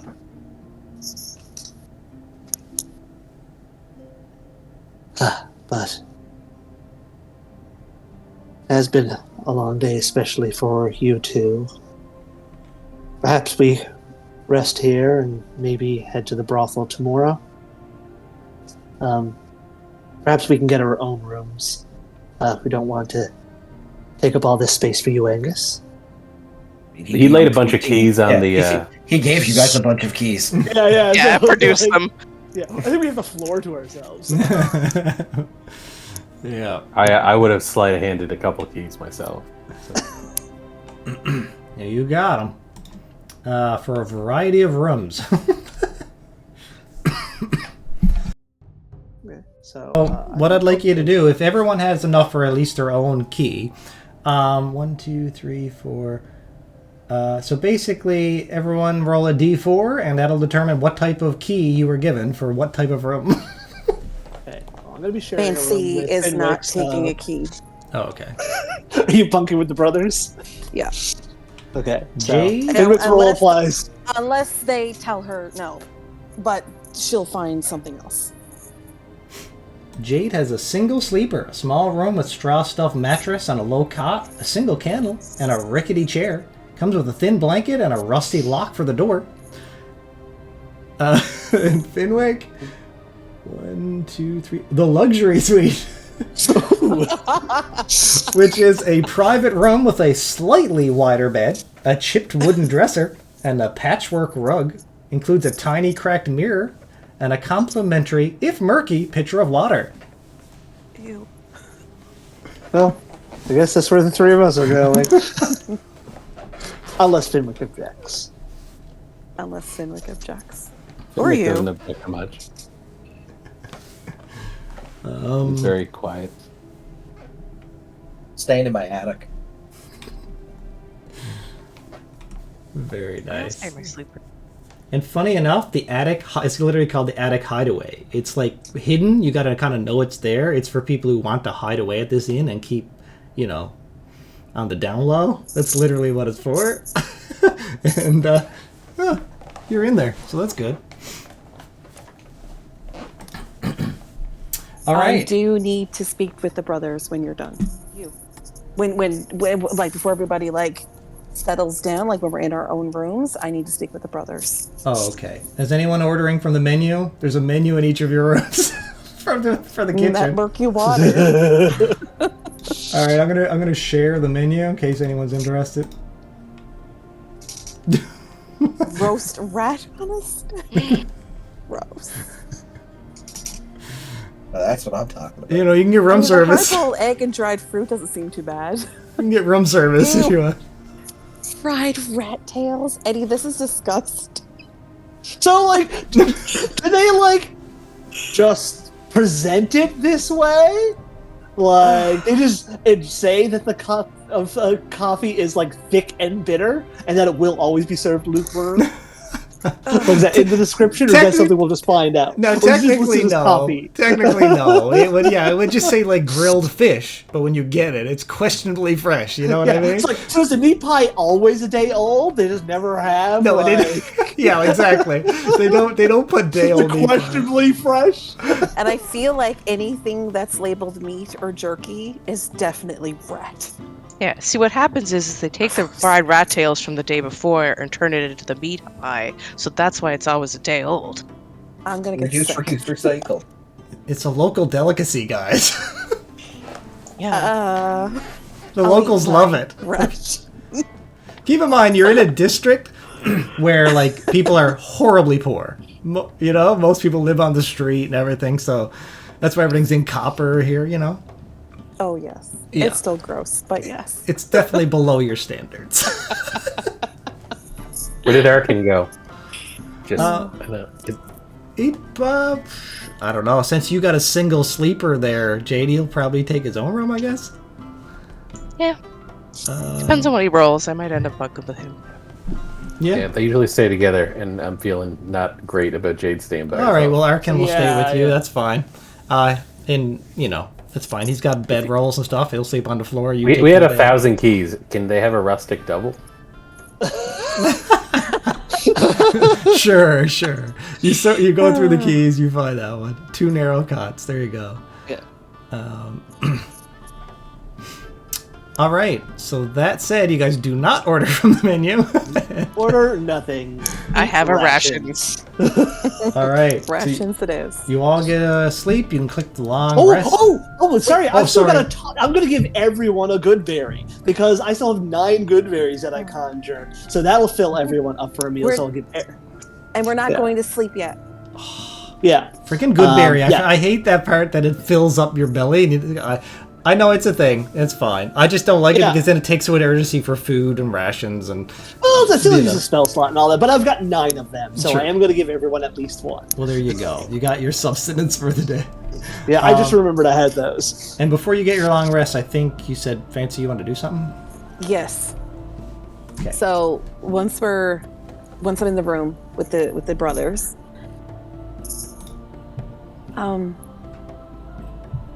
I know we really haven't known each other very long, and I know what happened in that room earlier was a little odd. So I'm just gonna come right out and say it. I have a passenger, as you may want to call it, gives me some of my abilities. Well, they saw something in Angus that appealed to them. And the only way, well, he wanted to get a closer look. And in order to do that, I had to be the vessel. I haven't told anybody else this. And I would really appreciate it if you kept it to yourselves. Well, there was that one day we were walking through the streets, Fenwick, and you heard me talking. Well, I was talking to him. Or they. They appear in different forms.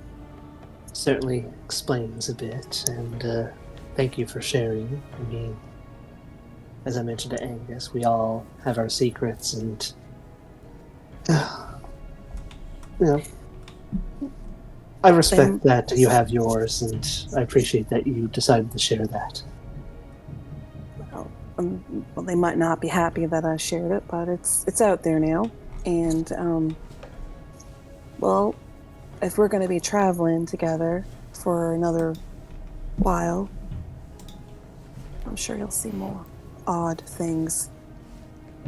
Yes, and on the topic of our dwarf friend, there's clearly some things he doesn't wish to share, and I can understand that. I mean, we are all strangers to him.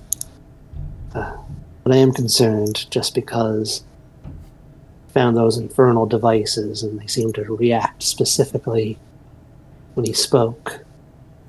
And on more than one occasion during our previous occasion, he seemed to be urging Jade to use them to forge something.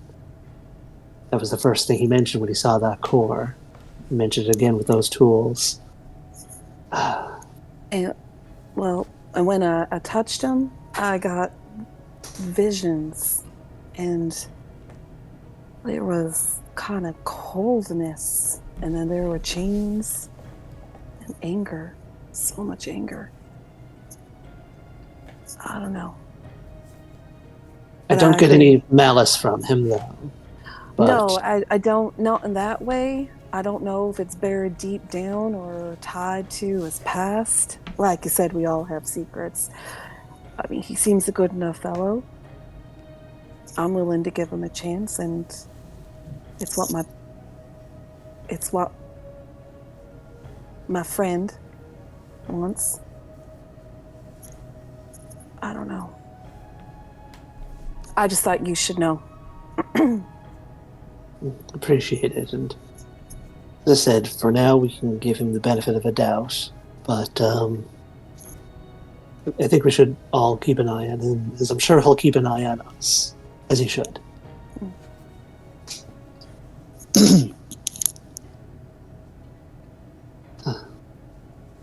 Well, for retire, I think I'm going to just work a bit on this. I haven't had a chance to study those samples yet, but you two should rest up. I won't be long. That Is Fenwick finally says something. He's been sitting in the corner meditating. Is your passenger a threat to Talbot or myself? she will approach you, Fenwick, and I'm gonna put out like my hand to your shoulder, and I'm gonna hover it above your shoulder. May I? So I'm not expecting anything to work because my patron hasn't done this with any of these people, but I'm going to close my eyes. I'm going to focus all my energy towards my patron, and I'm going to just put my hand gently on Fenwick's shoulder and see if I get anything. And what are you trying to get from him? Like, what do you mean? Something very similar as to what I got from Angus, because that's the first time that ever happened with me touching anybody. No, you're trying to see if you're like Rogue from the X-Men? Yeah. So yeah, just kind of touch him to see if All right. You touch I him? get anything. And nothing. Okay, I lift my hand away. He's no threat to you. But I promise you, if he becomes a threat to either one of you, I'll make myself scarce so he can't reach you. I don't think it'll come to that, but appreciate the offer all the same. All right, I'm gonna go to bed. And I just do my normal thing, and then I curl up at the foot of the bed. You mean the mattress or the hay? I think you guys had hay, or what if you had a ripped up old mattress? The other guys had. Well, we have the luxury suite. Oh, okay, So it's yeah. slightly wider. You got it's a wide. wide, dirty mattress, king size mattress with stains all over it. More So space than funny. we need. Yeah. All right. So what were you saying you're doing there, Talbot? I'm going to work because it's been like a day or so since we got the white lily samples. I'm just going to try to like take a few samples and just do a few tests, just while I've got them preserved. Just something before going to rest for the day. All right. So the full-on thing for each skill check for your experiment, it's going to take about 3 hours each time to run a full experiment. So you can either do half of it now, or you can do the full 3 hours now. I'll do the full 3 hours because I did get a full long rest beforehand. I'm not immediately tired, so I'll take some time to do this now because this is my first test since getting these. All right. Roll an alchemy test. I believe that's your alchemy tools. Yeah, so I've got herbalism kit and I've got alchemist supplies, whichever you feel is appropriate for whatever test I need to do. I guess alchemy supplies makes the most sense. Yeah. So just do a normal check. Oh, 18, not too bad. Okay. All right. So describe what you're doing specifically, and then I'll tell you what's going on. Just taking out his alchemist supplies, just different like vials and concoctions, and a lot of different things that he sort of made, like some pre-made like powders and fluids. And he sort of got this down to a process where he sort of like mixes certain amounts that he's already sort of pre-measured out, and he's taking some small clippings of the white lilies that he's preserved, and sort of smashing them down into a little bit of a paste and sort of like mixing samples in with the other supplies, and just sort of taking note of any type of reaction. So he's got like a notebook open, and as he sort of adds the white lilies, he's trying to sort of note any type of reactions that he sees. Are you mixing them in, like, what are you mixing them in with? Like, What do you mean? Are you mixing them in with a liquid of some kind? Yeah, so like combining some of the other materials that he's obtained, he sort of like mixes those into a liquid. So it is a liquid that he's adding this paste to. Oh, okay. All right. And so the way I'm going to be doing this basically is each 3-hour attempt that you experiment with this, it's going to use up 1 white lily, maybe not. There's some depends on your result. Sometimes you can use the same lily multiple times, and then other times it may consume it. The entire white lily of the 3 that I have? Yes, to run the experiment, yeah. Well, you got more than 3.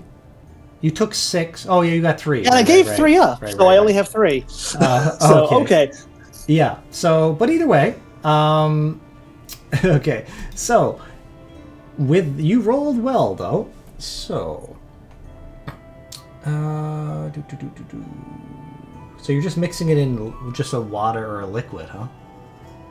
Yeah, like with other supplies like that, I've sort of like, I don't want to mention the specifics what's there, but with other materials that I would normally make for concoctions, and just looking to see what type of reaction I get out of it. Hang on, I'm gonna send you... Drop down to channels real quick. Yeah, we'll go to channels. I don't want to say too much. Drop down to the secret whispers real quick. I gotta ask you something. Okay. It'll only take a second, guys. Yeah, absolutely.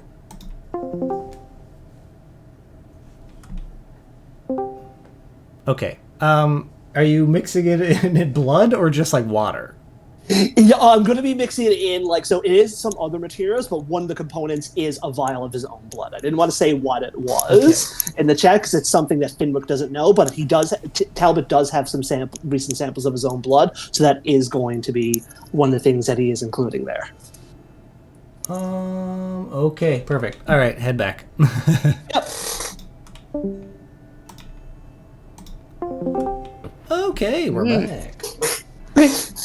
All That was right. quick. Oh yeah, real quick. All right. So as you mix this together over the course of 3 hours, and you finally add in the thing,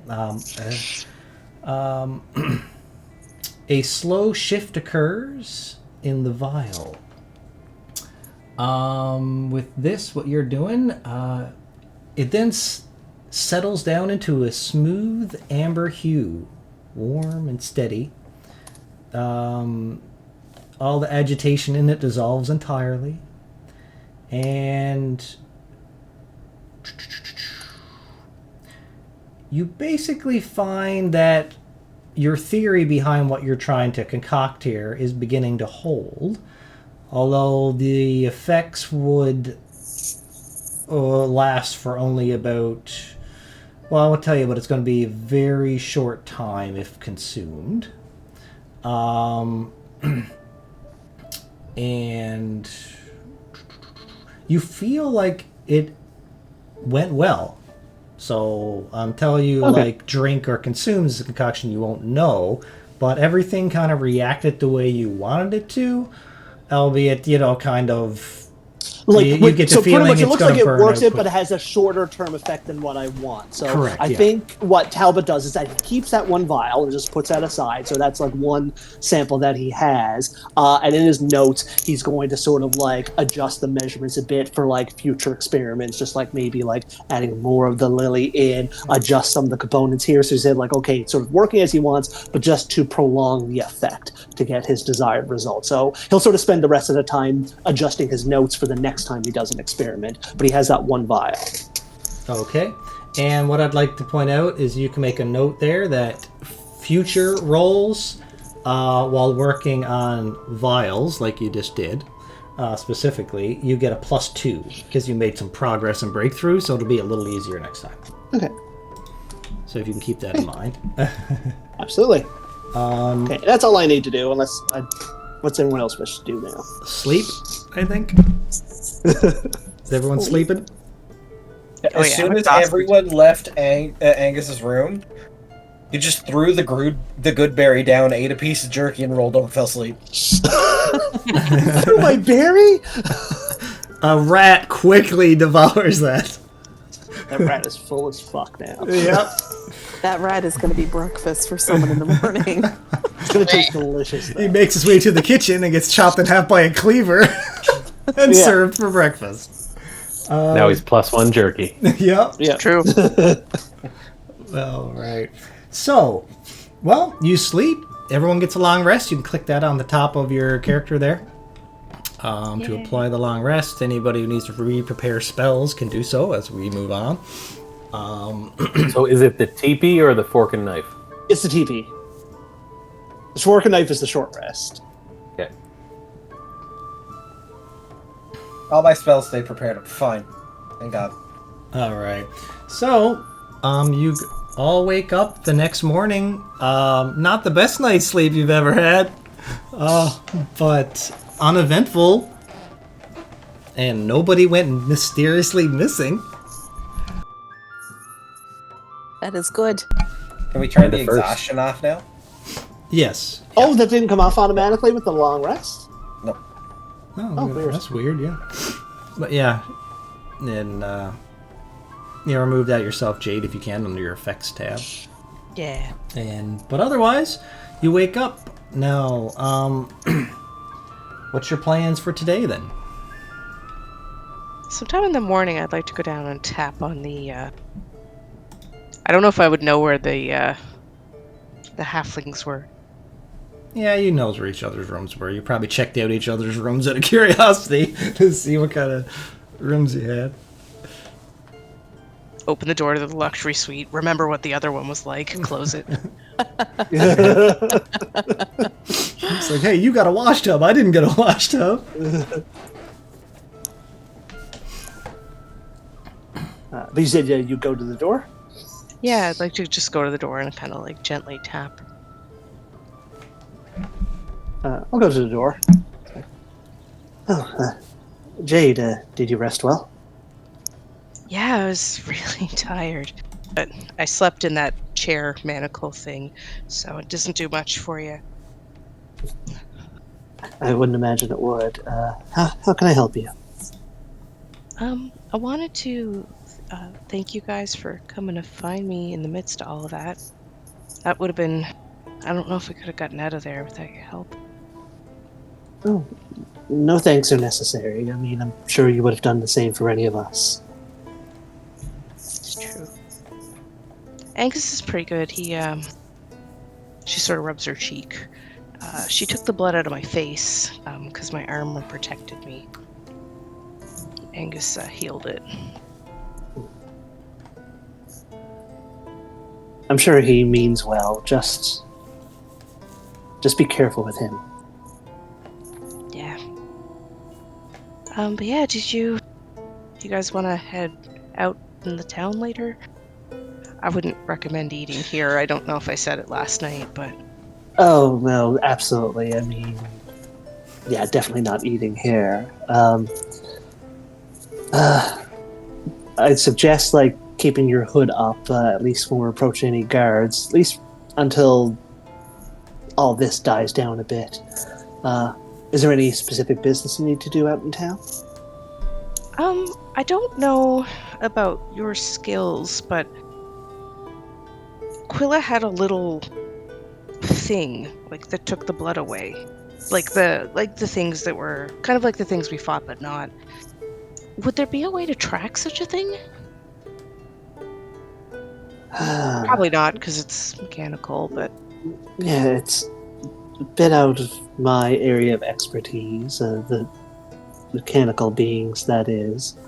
Your blood, I'm not sure if there'd be any way to track it. I mean, maybe with magical means, Arkan might be able to, I don't know, maybe scry on your blood? I'm not a magic guy myself, but he might be able to help with that.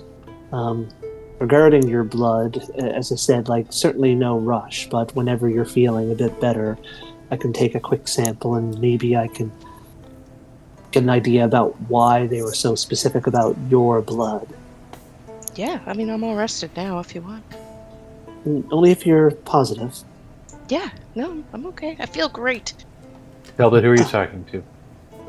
Oh, it's a Jada. Yes, a Jada. Come on in. How rude to leave you out in the hallway.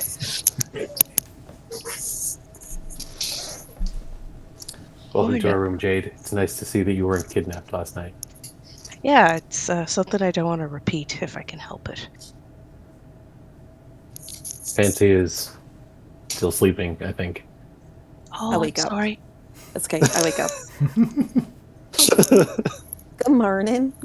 Good morning, Jade. Good You're morning. looking real rested. Thanks. I just came to thank you guys. For what? For coming. To get you? Yes? Don't be thanking us. We're all in this together now. I think we do the same for each other.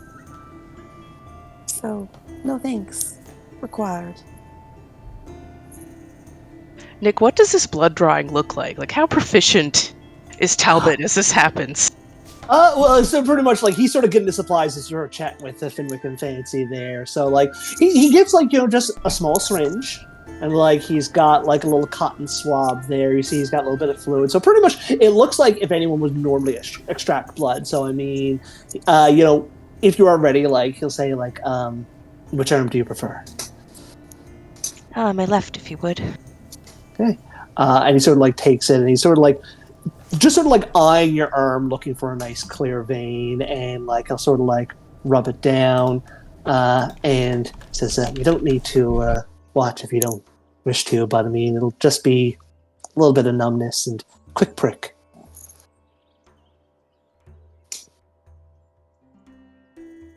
And he'll just sort of like gently put the syringe in and just extract just a small sample of blood. That will sort of like move over and put into another vial.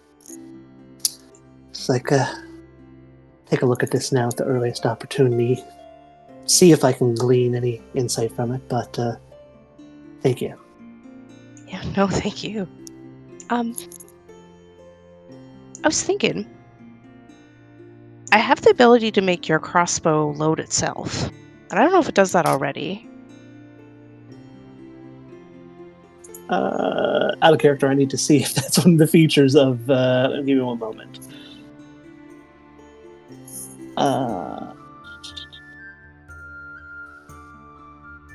You've never Yeah, narrated you've had to do it, so maybe it doesn't. Yeah, that's why I had to double check. Yeah, I actually do already ignore loading, so that doesn't. Okay. Yeah, so it's not a feature that I require. Yeah, so. Okay, if I'd Yeah. seen you never load it, then it wouldn't have come up. Yeah, like I mean, just because it's been a while, like it's a small hand crossbow, but it sort of seems like something he sort of like developed or modified himself slightly. So this is like sort of wrist mounted. So it seems like he's got it in a way that it doesn't require any extensive reloading. And it seems like he's got a tool there that like you've seen him sort of screw in certain vials to sort of coat his ammunition automatically. Okay.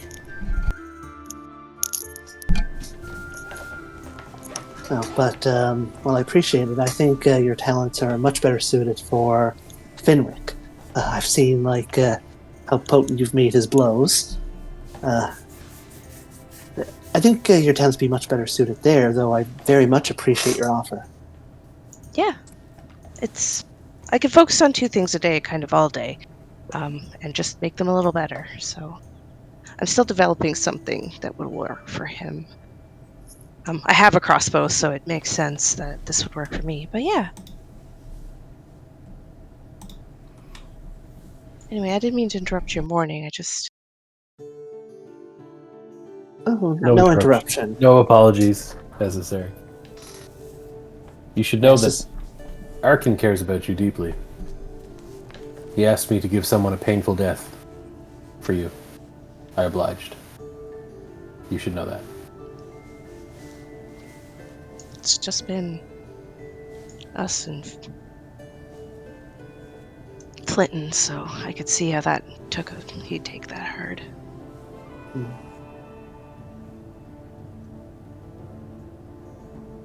Nancy's just sitting on the bed, eating her ration, just watching the conversations. No, we're all glad that you're safe, and it seems like the threat is over there now. Hopefully. But everything we found is certainly troubling. But I'll be honest, I'm not sure what happens next. I'm a bit at a loss too, but I don't know, maybe we can... You have a good relationship with that shopkeeper. Or maybe the Herringon fellow might have a better ability to help us. Oh yes, yeah. I think that one would be a lot more helpful than yeah. Definitely him. Definitely the Which harem one? guy. Brother? The one we shall not speak of. Yeah, I'm trying to remember the character's name there now. The No, I'm racist just. Are elf. you talking about the rabbit mage or the elf? Yeah, such as we don't want Tavin's help. But and I'm trying to remember the rabbits. Their name in my note. Was it The It's the mage helped us the locate you. Thistle? It was- No. I Oh, sorry. Go ahead. want me to find it for you guys? That's all I was going to it say. was, yeah. All right. Thistle But, Wand Spring. Yes. Yes, he put us on the way to save you, so we are indebted to him. Now, if there's anyone to be indebted to, I'd much rather be him than Kevin. I paid that debt as soon as I could. Jade looks at Fancy. We're lucky you invited him, you know. Oh, well, there was something about him that just kind of appealed. He seemed real friendly. Kind of glad we did.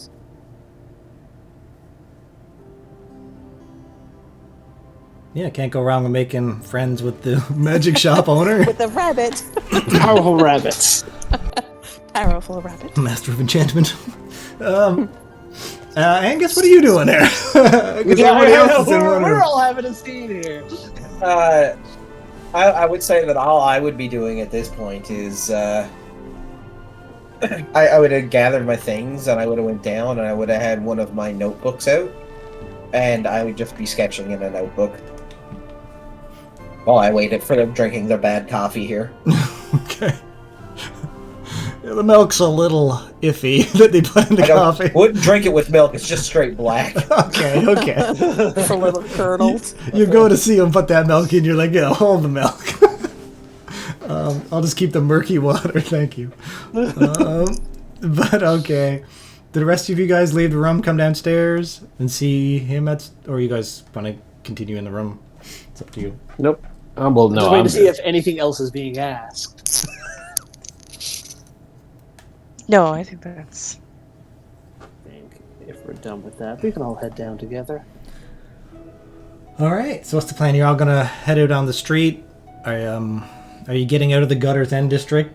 the crime-ridden part of town, or are you staying in this part of town?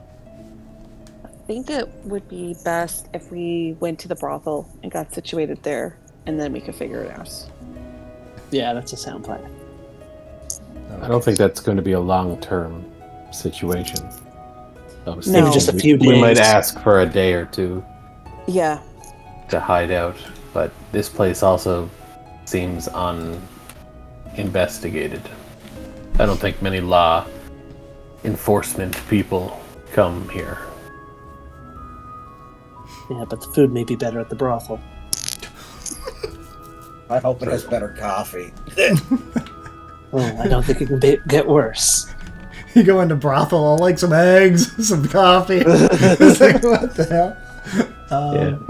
She did say we could ask her for help, and Arkin did want to see the menu. He did. Alright.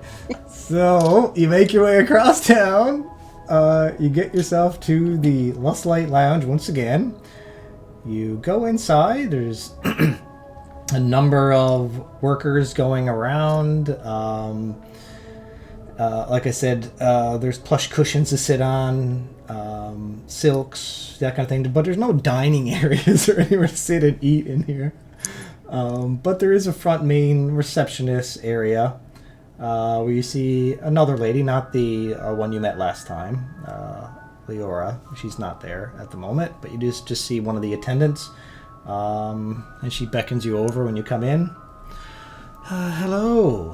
What brings you to the lounge on this fine morning? You seeing how we helped you out with a spot of trouble? We seem to be in a little bit of a pickle ourselves. Wondering if there was a room here or two we could borrow for the next day or two. Well, our rooms are paid for by the hour. we do have a 2-hour exotic experience. There's also the very expensive exclusive night stay. But everything The is owner offered her Yeah. assistance. Is she available? Yeah. Can we speak to the manager, please? Yeah, that's what I thought we were talking to. No, it's a different woman. Sorry, I didn't realize. Yeah, I thought we were talking to the man. Never mind. Continue on. The madam. Okay. All right. Well, she's like, certainly. Comes. We gotta wait about 2 or 3 minutes until they beckon her to the front. Well, look who it is. Wow, you all look well rested, but a little shaken, if I must say so. Because of We're you, we were wondering. able to assist our friends. They're safe now. And I point at Jade and I point at Angus. We need... You once offered us assistance. We were hoping to not take up too much of your time, but we could use accommodations for 1, maybe 2 nights. You heard the explosion last night? I've heard rumblings, yes. Did you have anything to do with that? Yes, we had everything to do with that. So is it fair to say you're trying to lay low? Is that why you're trying to... Absolutely. Well, I don't run an inn here. We know. That's why we're here. It's the inns we're trying to avoid.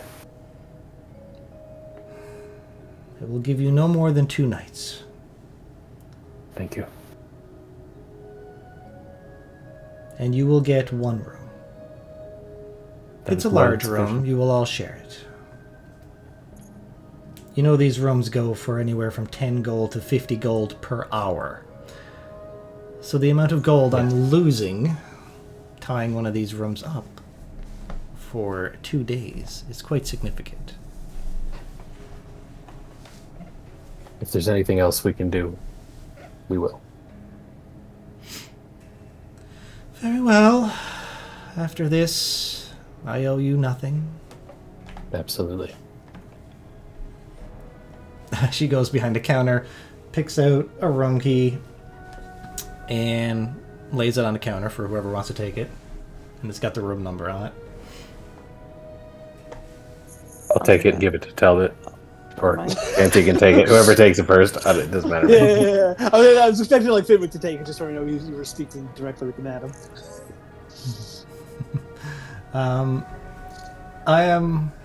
Would either of you lovely ladies like to sample our new perfumed essence? And she pulls up a vial of perfume. Sure. Fancy? What about you? No. No? No. She shakes her head. Okay. Jade, you step forward so she can spray it on you. Yep. You spray it, and it's like, it's just an exotic kind of smell you've never smelled before. The rest of you all smell it, and it is very nice. I would just to let you know what effects it has on you. You feel very relaxed and very easygoing, Jade. Okay. I assume you embraced it. You could roll a saving throw, technically, if you were trying to resist it. I assume you just waft into it, And, yeah. The rest of you that witness her, who would have any kind of slim possibility of a romantic interest in her, that mild spark is there. Nothing major, but just, how, you might look at somebody in a different light at some point, be like, oh, that was just my friend, but then suddenly you're just like, oh, maybe they could be more than a friend. That just kind of, anyone who was able to smell that scent around her, which was pretty much all of you guys, And if there's any chance in hell that you would be interested in a romantic relationship with Jade, you just feel that minor spark. But it's no mind control. It's just you act on it if you want, or you don't have to. It's worth noting that I have no effect on me whatsoever. Okay. Surprise! No one. I mean, you heard the whole circus performance had an effect on me, but for a particular reason. This True, which has yet to be discussed. Who is Tildy? You never heard that. I know. The campaign will be over before people remember to bring it up. I know. It won't. I'm being a good player, and I'm keeping my mouth shut until it comes out. I brought a character to tears, and I want to know why. Well, we're all going to be in one big room for the next 2 nights, so maybe when we're just like, dishing some gauze, it might come up. So funny. And yeah, Jade, you just feel like somebody who's like, just relaxed to the point where you're very, very easygoing. And you guys, I'll let you know how long this lasts for. But otherwise. Oh, that is nice. That's it. Okay. Very nice. Okay. Casey just raises a brow. Do you offer anything for the male customers?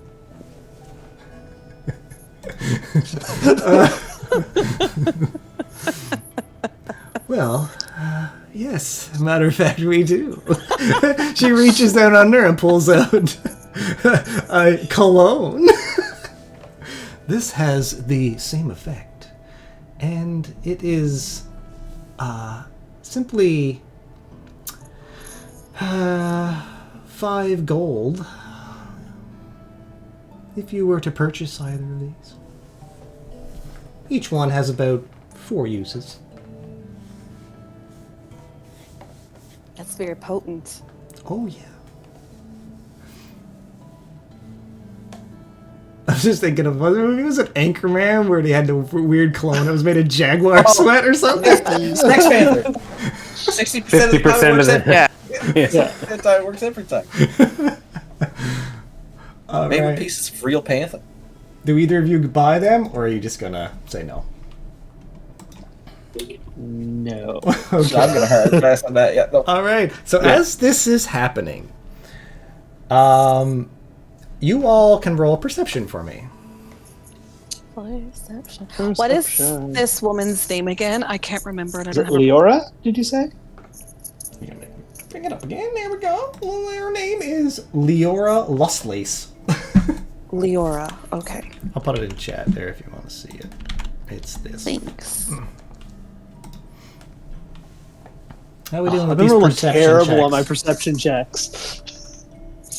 You all suck. Oh no, Jade. Yeah. Jade rolled good. Did Jade you? rolled really well. nice. Jade rolled really well, but the rest of us, I rolled especially bad considering how many modifiers I had.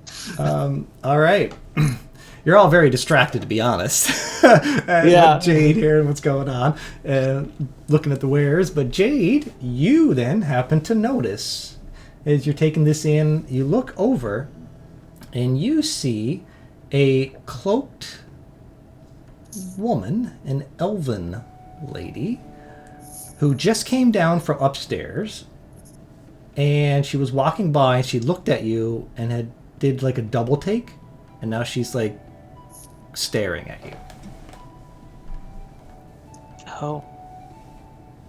Uh-oh. It's the other lady. Do you act or do anything, or just want to wait to see what happens? I don't think Jade knows. I think I'll just sort of like. And it's hard to meet make her out eye. it's hard to make out her details because there's a cloak up right now, so you know what I mean. With this kind of lighting, it's like a cloaked woman, but you can get like elvish features in the bottom half, so not enough yet with the cloak up, but the cloak comes down, I'll say, at this point. Okay. Revealing this woman. And she stops and says loud enough that pretty much you can hear from your distance. Wait, is that... No, it can't be. Too mangy. Lady Quinton? And she approaches you. Oh. Well, how are you? Like instant switching. Fancy Relaxed switching. difficulty. I remember you're super relaxed now and shit Yeah. because of the perfume for the scene. But alright, a tall, elegantly dressed elven noble woman strides forward. Her skin bears the ageless glow of elven lineage, her garments silken cascade of lavender and gold-trimmed fabric. Utterly, unsuited for the soot and bustle of this city district, so you kind of wonder what she's doing here. But she seems to be hiding that kind of dress and attire under a cloak. She was trying to be incognito kind of thing, in the brothel. So, Yeah. she squints, kind of puzzled, and looks at you and says, "By the stars, it is you, Lady Quinton. Or should I say what remains of her?" As she looks you up and down. "My dear, you are dressed like a tinkerer's apprentice caught in a cyclone. Straps and soot and... Is that a coil wrench on your belt?" I know, but how do you get around the city quietly if you don't blend in? Well, I use a Why, cloak. everyone would look at you. I mean, you stand out in a crowd. I don't stand out like this because no one's looking at me. You always were a clever girl. Oh, and she glances to the rest of you, the party there, and says, "And the company of such rugged individuals? My, how the mighty have diversified." Do you have anything worth saying, or you just blow hot air all the time? Wow, this is the company you keep. Looking- Depends on one's goals, my dear. You haven't heard me out and about, which means I'm busy. A little this and that. Do you remember me? Of course. Well, yes, I believe we once shared that seat at the Summer Light Regatta, though you were wearing much more of a respectable shade of silk at the time. She waves a perfumed hand, fanning herself, as she remembers.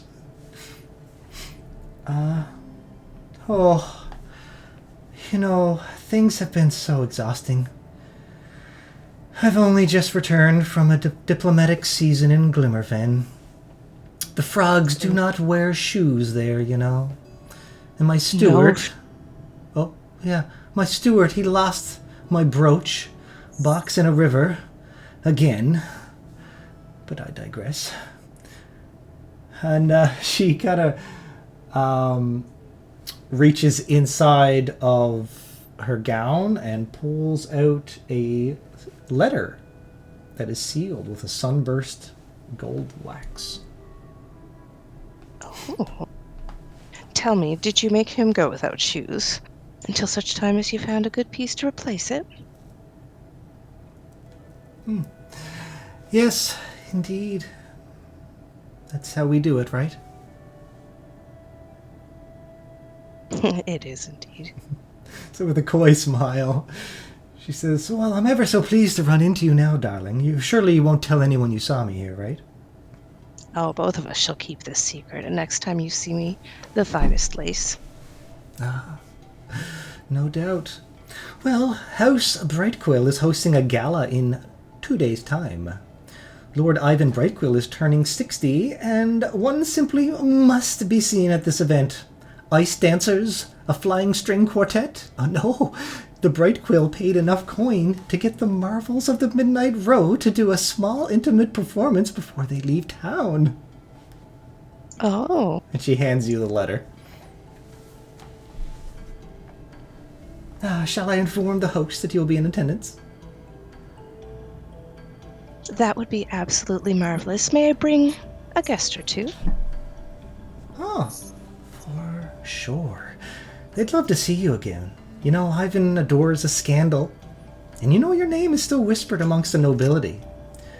Tell me, so how many guests will you be bringing? As she looks around at the rest of you guys. I am like staring her up and down, like wondering, who the hell is this lady? Yeah, I count out our. Party members? Yeah, okay. Yeah. I'm still at the front desk, but I'll tell you why after. And also, that was the name of my circus group. It was. What the fuck? What? Okay. That caught your attention. Bluntly, Oh yeah. Bluntly, Shijin says, "Oh well, these group, and I do assume you'll clean yourselves up first. Yes, that clothing is charming in a scrap heap revolution sort of way, but hardly ballroom wear." True. And tell me, dear, what is the color of the season these days? I've been otherwise engaged. By this lilac, of course. And she opens her cloak so you can see her lilac-colored gown she's wearing. Oh, the color was made for you, truly. I love that personality of yours, Lady Quinton. You'll definitely add some life to this party. Well, I must be going. Can't wait to see you there. Ta-ta. And she puts her cloak up, wraps up again, and leaves. All right, Jade, explain now. What the hell was all that? I'm still at the front desk. Do I need to go to you, Finwick, first? Are you doing something I think dramatic? you should, because a lot of things have been going on, and I want to do this while that was going on. Okay, sure. Because I don't want anybody to notice while I was doing it. Okay. Okay. I'm buying the cologne. Are you trying to secretly do it? I'm trying not to let anybody else see All right. me do it. Stealth I'm buying the cologne. with I'm buying it for advantage, television, but because I'm they- buying it. Just stealth with advantage, because they were very distracted. Just to see how discreetly this went on. Oh, nat 20. You'll love it. Nice. All right. Nice. Yeah, no, you guys all have no clue. You were totally all captivated with what's going on. I love it. I'm just gonna. I have the gold. I don't have much gold, but I had enough gold for that. Okay. What was the cost again? It was like 4 gold or 5 gold or 8 gold. What was it? 5 gold, and it has 4 uses. Perfect. If you don't have any money on hand, I feel with a net I don't. 20, I you had. could have pilfered exactly enough gold that you give me, because I usually hold on to the money. You held on to most of the gold. I had like 17 gold in my. Okay, I wasn't sure. But yeah, with a net 20, I'm sure anyone would let I me don't have a take. lot. And But I'm purchasing the stuff, and I am going to try and slide a hand it at some point into your bag so that you have it. I just want you to do well with women. Do you know what I would love? And it's up to you to decide this. I would love for this to be used without my knowledge. I'm going to try. I wanted to spray it on you while this conversation was happening. I don't know if Eddie would allow me to do that or not. oh yeah, you can buy, because that was a long conversation that they were having over there. So yeah, you can. I just wanted her to be more of a reception. You know, like you're going to invite all these people, or you're going to invite all these people. All right, That's kind of what I was going for. I love it. All right, sleight I'm of glad hand. we did that first.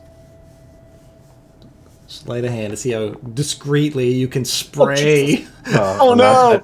Not a discreeting spray person. Okay. Everyone's passive perception is more than that. Except maybe Arkin. So, yeah. Are you all kind of see? I guess Finwick, you want to describe how you do this? I will give him my inspiration.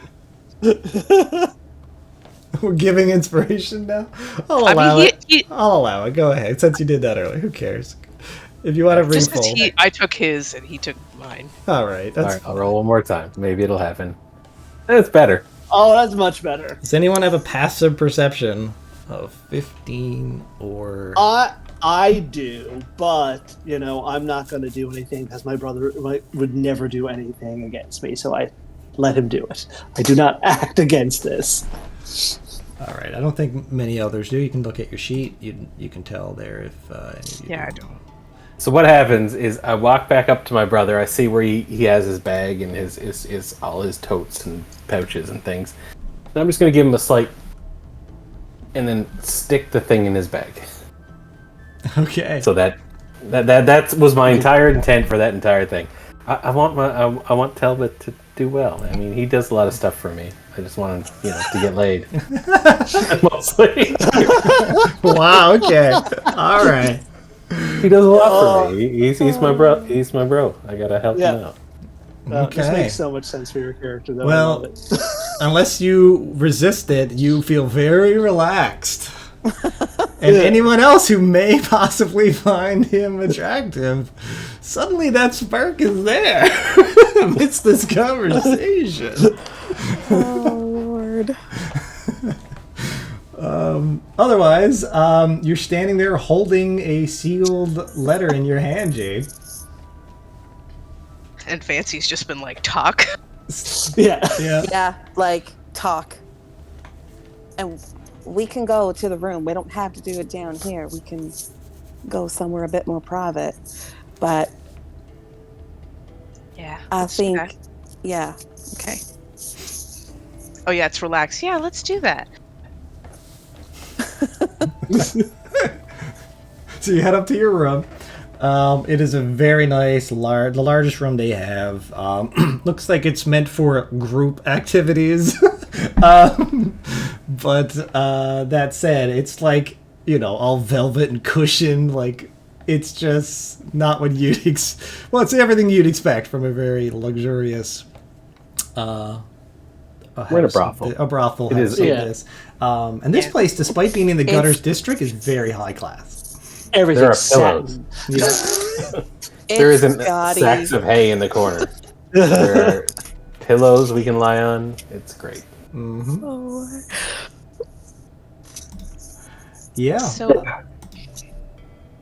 it started as a joke initially with Arkin and Flint and I, and we made a persona, which I put on, and then all of a sudden my persona kind of took off socially, weirdly, and then we have a lady who sometimes makes appearances at things, but most of the time is me and isn't noticed anywhere, and so would you all like to go to the circus again? I want to know why they're there and not elsewhere, so you can for sure count me in. Also, do I know what a persona is? Does it make It was like sense? another identity. Yeah, okay. I just want to be like, is that what it is, or is there something more complex to it that my character wouldn't know? Kate, I'm not sure why that came from a weird NPC, but All good. that whisper, you just need to read the message. I did. Okay. You can continue on. So out of my bag, I'll produce some like fancy clothes, a signet ring, some like lightly perfumed stationery, a wax seal.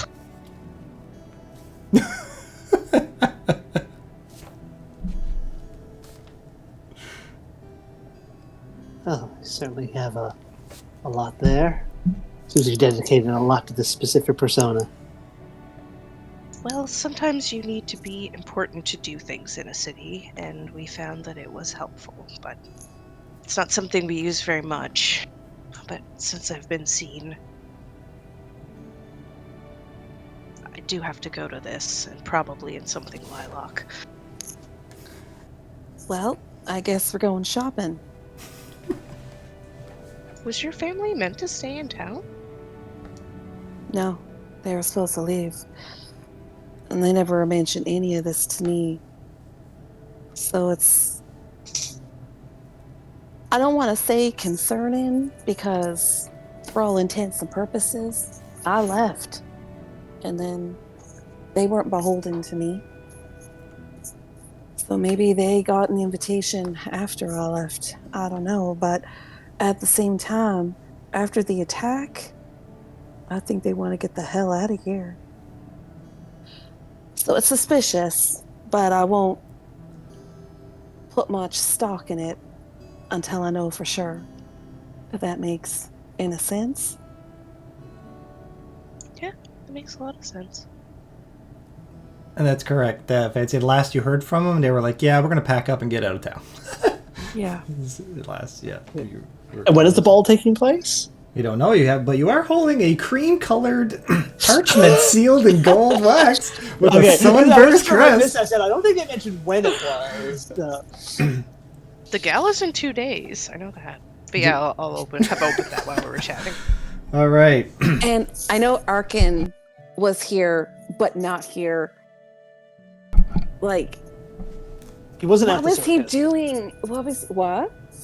Wait, he was at the circus. He was at the circus.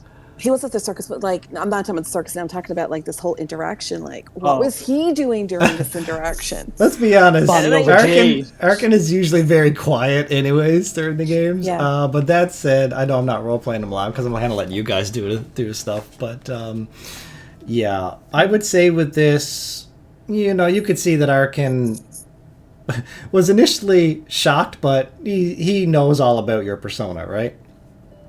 Yes. Yeah, so like he was just kind of like almost like face palming, like, "Oh no, now this is coming to light," and like it didn't catch him off guard. This whole persona when she starts pulling things out of the bag and that kind of thing, and Okay. he would definitely agrees with you. I guess he will. I guess I don't want to speak on his behalf though. Whether he would say this is a good idea or a bad idea, I don't know what Arkin would do. So I'm just going to say he seems a bit puzzled for now and in deep thought because I actually don't know whether he would say to go to this or not go to this because he's kind of protective over you, but so I really don't know. He's standoffish to answer that in a nutshell. All right. He's too busy, looking at the brothel menu. Yeah, exactly. Yeah. So you What whip, is on that menu? Oh, you didn't look. Don't answer that. You whip open the sealed letter. It says, "You are cordially invited to attend the 60th birthday celebration of High Scholar Ivan Brightquill, to be held at the Luminous Conservatory atop Scholar Spire in the Gold Crest District. Evening of the second ash day of Brighttide. Formal attire required, masks optional, but fashionable. You may bring up to 5 guests. However, all attendees are expected to meet the standards of noble decorum. Those who fail to dress or carry themselves appropriately will be asked to leave." Then at the bottom in nice writing it says, "Let wisdom age, let wine pour, and let magic dance." And what was the name of the person again? What Brightquill? Ivan, I-V-E-N. And based off the date, when is that from now? It's 2 days from now. That's 2 days, okay. Yeah, by the way, I named all my days of the week. Ash Day, so Ash Day is like a day of the week, and Bright Tide is the month. So, But yeah, it's basically 2 days from now. Well, if we're expected to attend, then I guess we do need to do a bit of shopping. At least to figure out why the circus is still in town. Eh, Fancy? Yeah, I'll definitely want to figure that out.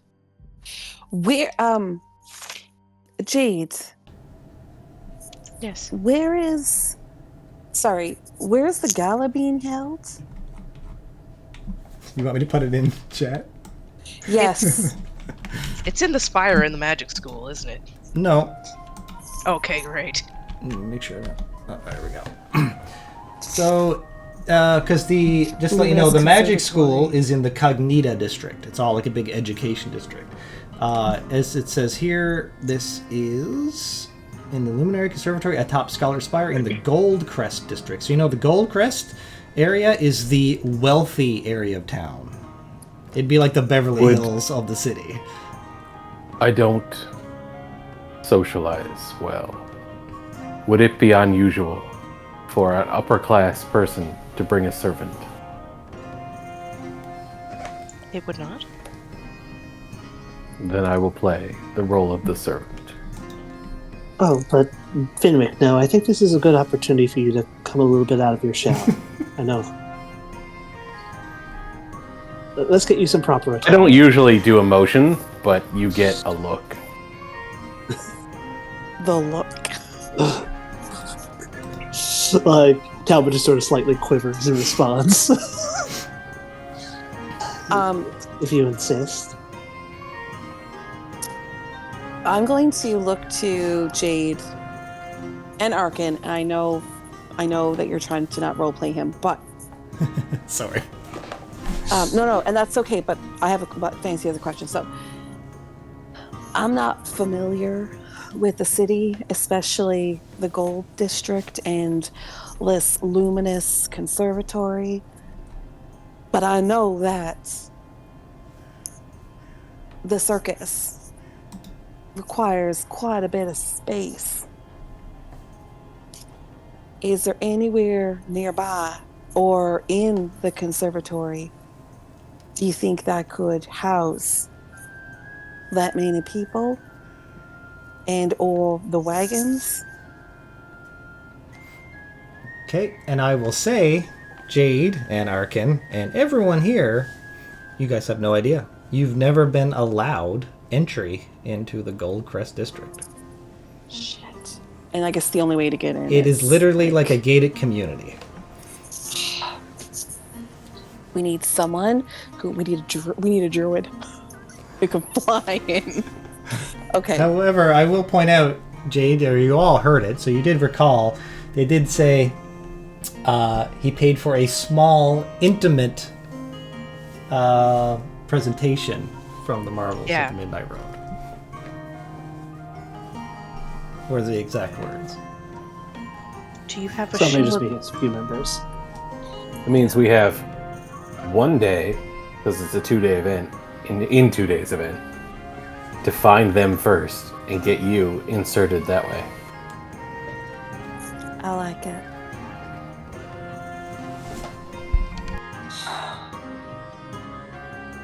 I know when we came here, we were camped on the outskirts because we couldn't stay inside.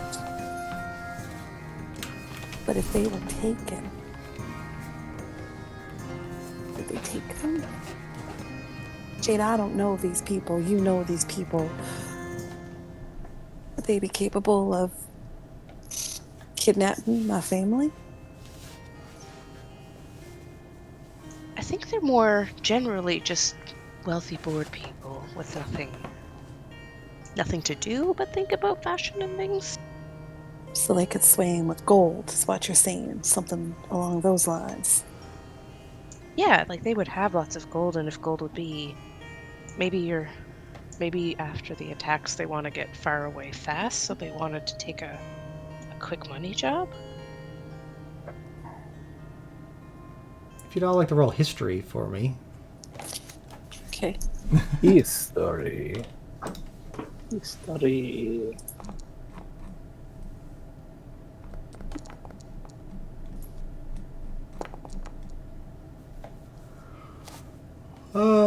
Okay. So, let's see what we got. We got the 2 with the 19s. Are you going to roll there, Angus? I mean, I don't know these people. It would make sense for me to roll. No, this is something just city related. Oh. It's related to both the city in general. No. Alright, the 2 with the 19s. I'm just going to give you a bit of information about the city you may have picked up on or overheard of.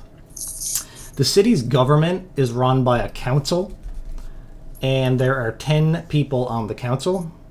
All represent different places, like different things, like Master of Arcane, Guild Master, Captain of the Guard, High Priest or Priestess, the Master Craftsman, the Mayor, Master of the Harbor, High Scholar, City Treasurer, and Master of the Festivals. So those 10 people make up the council that oversees the city, and the council members speak on topics and they vote on it, and that's how major decisions in the city are made.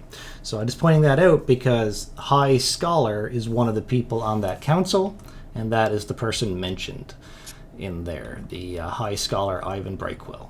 So that is, he's turning 60. And it's literally one of it's like, picture like the equivalent of like the mayor, right? It's like one of those people that sit on a council that makes major decisions for the city and represents, the education of the city in general. How people are educated, how magic's introduced, like everything, Okay. I'll sort of like share that information there. It's like, oh, it's one of the city's bigwigs themselves. Yeah. All right. So, if I could find a way in on the inside,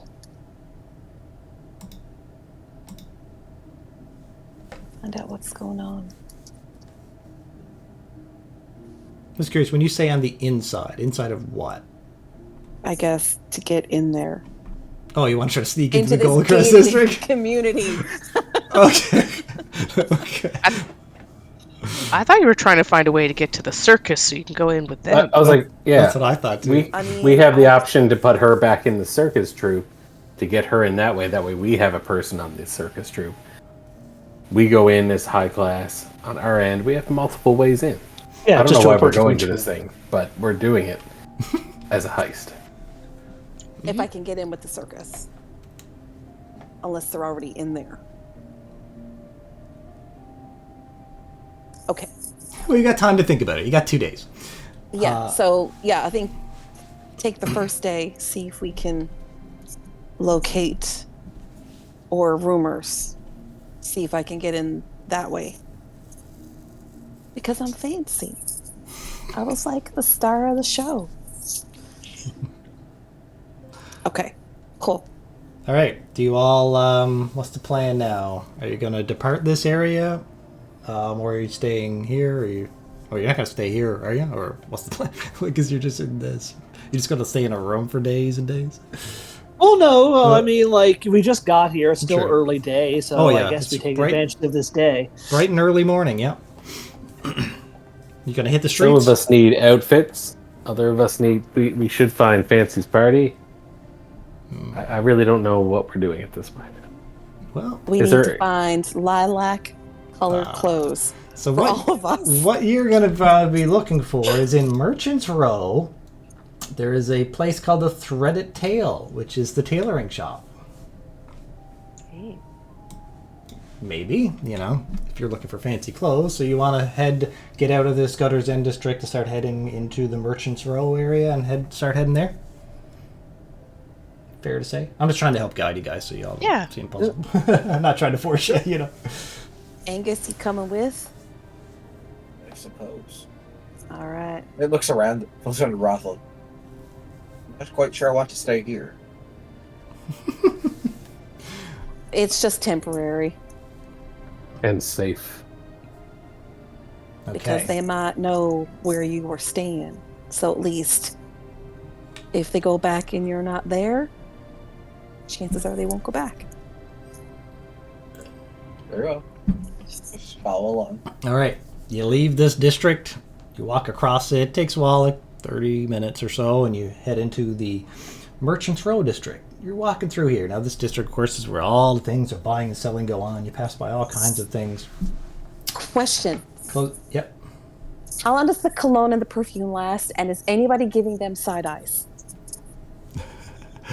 Well, you're walking through the streets. Yes, it's still going. And, as you walk by, different people get whiffs of you. Now, you do get a lot of people who are missing teeth and in the Gutter's End district. No. Street folk. People leaning out windows, caught a whiff of it, maybe, when you're passing underneath them. They lean out like, ooh la la. But you would probably just ignore them until you got into the Merchant's Row. Now, when you get in here, this is people from all walks of life, right? From poor to rich. And, I would definitely say as you walk by, you're getting people taking interest, for sure. And we'll follow up on that in just a moment. Okay. I'm curious. Yeah, it'll definitely come into play now as you're in a district where you're not literally going to walk away from the bucktooth people. So, However, as you're walking through these streets, you hear... You there! Hold up! A loud shout come and gets your attention. And you all look as you hear the voice say, That shield! Hold on a moment. And you see this dwarf approaching you in the Merchant's Row district. Huh. He steps forward, his eyes narrowing, and he's approaching your group very fast. I'm gonna step out in front of the group and try to make cut out to him first. All right, you cut him off, but and as you step in front, you can see that his eyes were actually locked on you. Mostly I figured. Your shield. When he said my shield, I stepped forward. And then he says, By the flames of the deep, that crest, that's Lightforged steel, no mistake. Are you a son of Drogo, boy? Aye. That'd be my father. Roll a history check for me, Angus.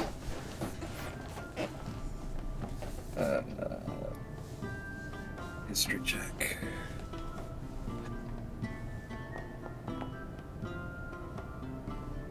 I'm real good at history. Okay. 11. All I'm gonna say with 11 is that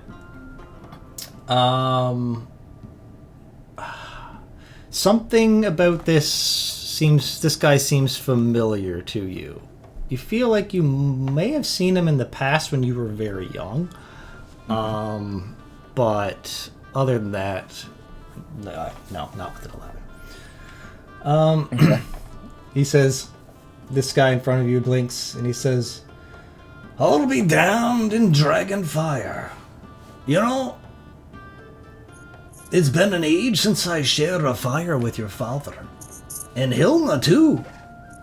Your mom could outdrink half a forge hands in Stonehearth and still braid chains with steadier hands than me. She was truly gifted. Do you remember me, boy? I'm sorry, I don't. I suppose you were a wee lad. Ardent Runeforge. Does the name sound familiar to me? Now that he says it, yeah, you remember that name coming up a few times. And now that he says it, you're like, with an 11, I'll say that now that he says the name, now it all some minor details come to light in your head. You remember your father telling you that this is the greatest blacksmith in the world. And you said his name was what? I'll write that down again. Ardent Runeforge. I will put it in chat if you like. In your father's opinion, anyways. And he praised him up to be that way, so it's starting to come back to you a little bit. Listen. Runeforge. As in, the only smith my father said was better than our clan. Ah, that's right, lad. You know it. The legends are true about me, you know. How are they these days, you know? Are they still hammering steel and putting most people to shame? Unfortunately, no. They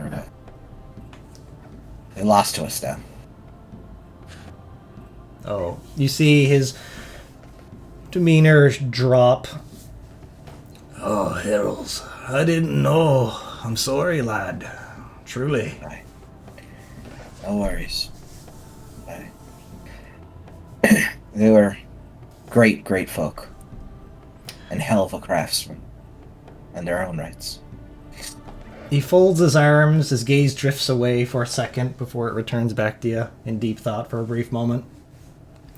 I remember one time, years back, your father was showing off this double-edged axe he'd made.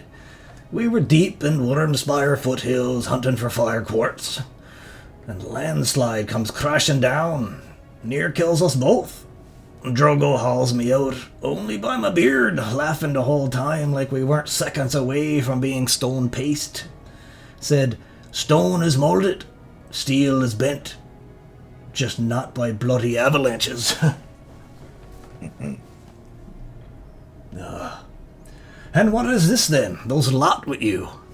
And he gestures towards the other, with you, with his grease-stained thumb, sizing you all up. These are, he looks back. It's acquaintances of mine. They're helping me out of a bind. And he starts sizing you all up. He looks at Arkin. That one looks like he'd rather dance on rooftops than march through a proper battle line.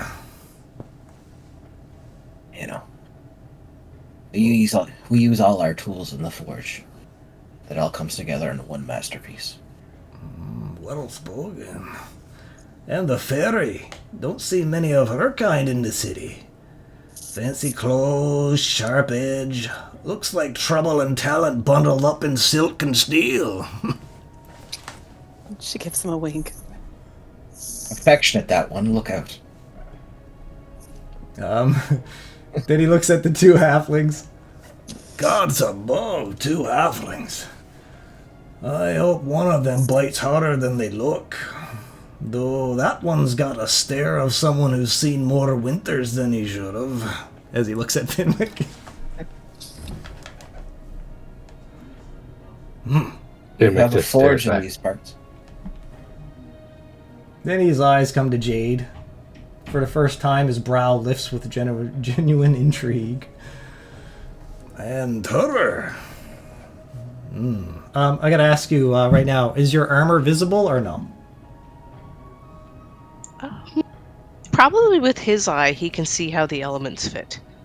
Okay. He says, and there's a pause, and he says, chainmail humming. And he steps a foot closer and get a better look at you. Runes etched in the gaps, not standard spell work. That's crafted, bound to her, isn't it? It is. You've got a keen eye.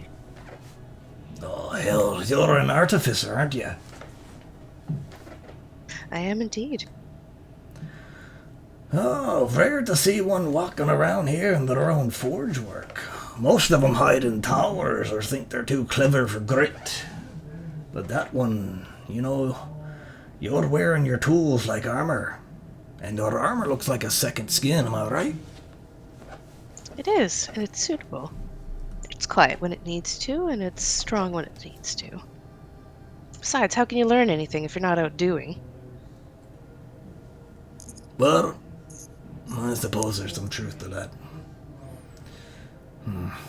Alright then, Lightforge. Seems like you're walking with a proper mix. Brains, blades, and enough mystery to keep things interesting. He leans in slightly. Still, steel's only as strong as it wield. You trust them to hold when the hammer drops? The little time I've spent with them, they seem like they're worth their metal.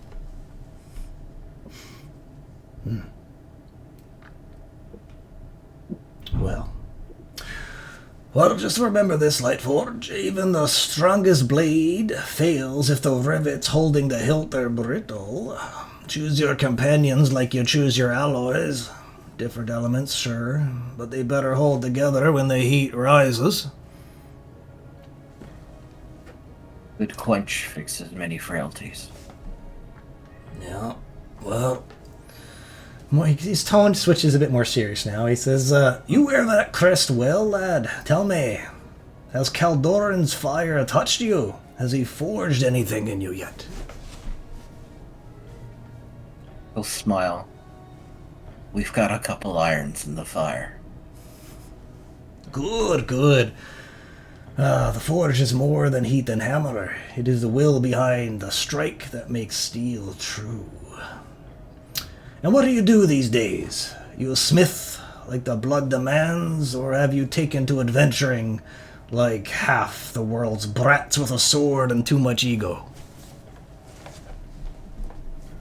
I'm looking for a few things, but craft comes first. First and foremost, a smith, as my father before me. All right. But are you good with a weapon, lad? I'm learning. What if you can swing a blade or a pick? I might have some use for you. One thing I can do is that. I'm always... Yeah, I showed. I'll just toss the mace I have in my hand. Okay. He looks at it and then glances back to you with a smile. I'm always in need of rare reagents, ores, beast parts, things not sold in polite shops. Problem is, I've got too many orders, 4 half-witted apprentices, and not enough hours in the day to dig through ancient crypts or chase down lightning worms in a storm. So, you interested in a job or two? Nothing soft. But the pay is good, and the work's meaningful. I'll pay better than any soft-handed merchant you'll meet for this kind of work. And for a crew of so-called adventurers, I'm not seeing much in the way of enchanted steel among ye. Also, lad, you know, if you do this, it'll show me that you're worthy of your family name. I've got something small, but powerful.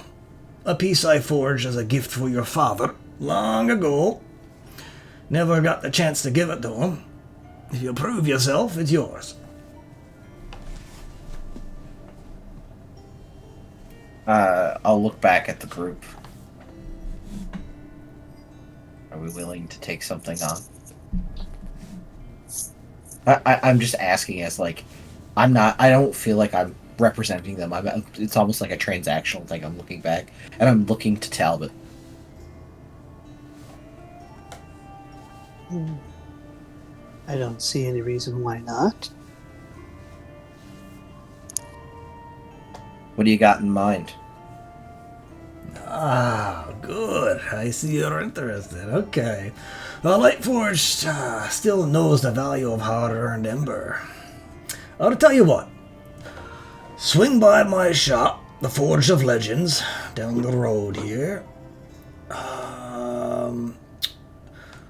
Maybe tomorrow. Come by tomorrow morning. I'll dig through my stores, see what I got missing. Might send you after the molars of a stone giant, or the vial of a wyvern marrow. But don't worry, I won't waste your time. He slaps his hand on your shoulder. Make your father proud, lad, and don't embarrass the crest. And he starts to carry on. Alright everybody, the next episode will be here on the screen if it's available at this time. Otherwise, if you enjoyed it, be sure to hit the like button, comment down below, let me know your thoughts on the adventure, share this with your friends if you want to help this channel grow, and as always, stay in the light.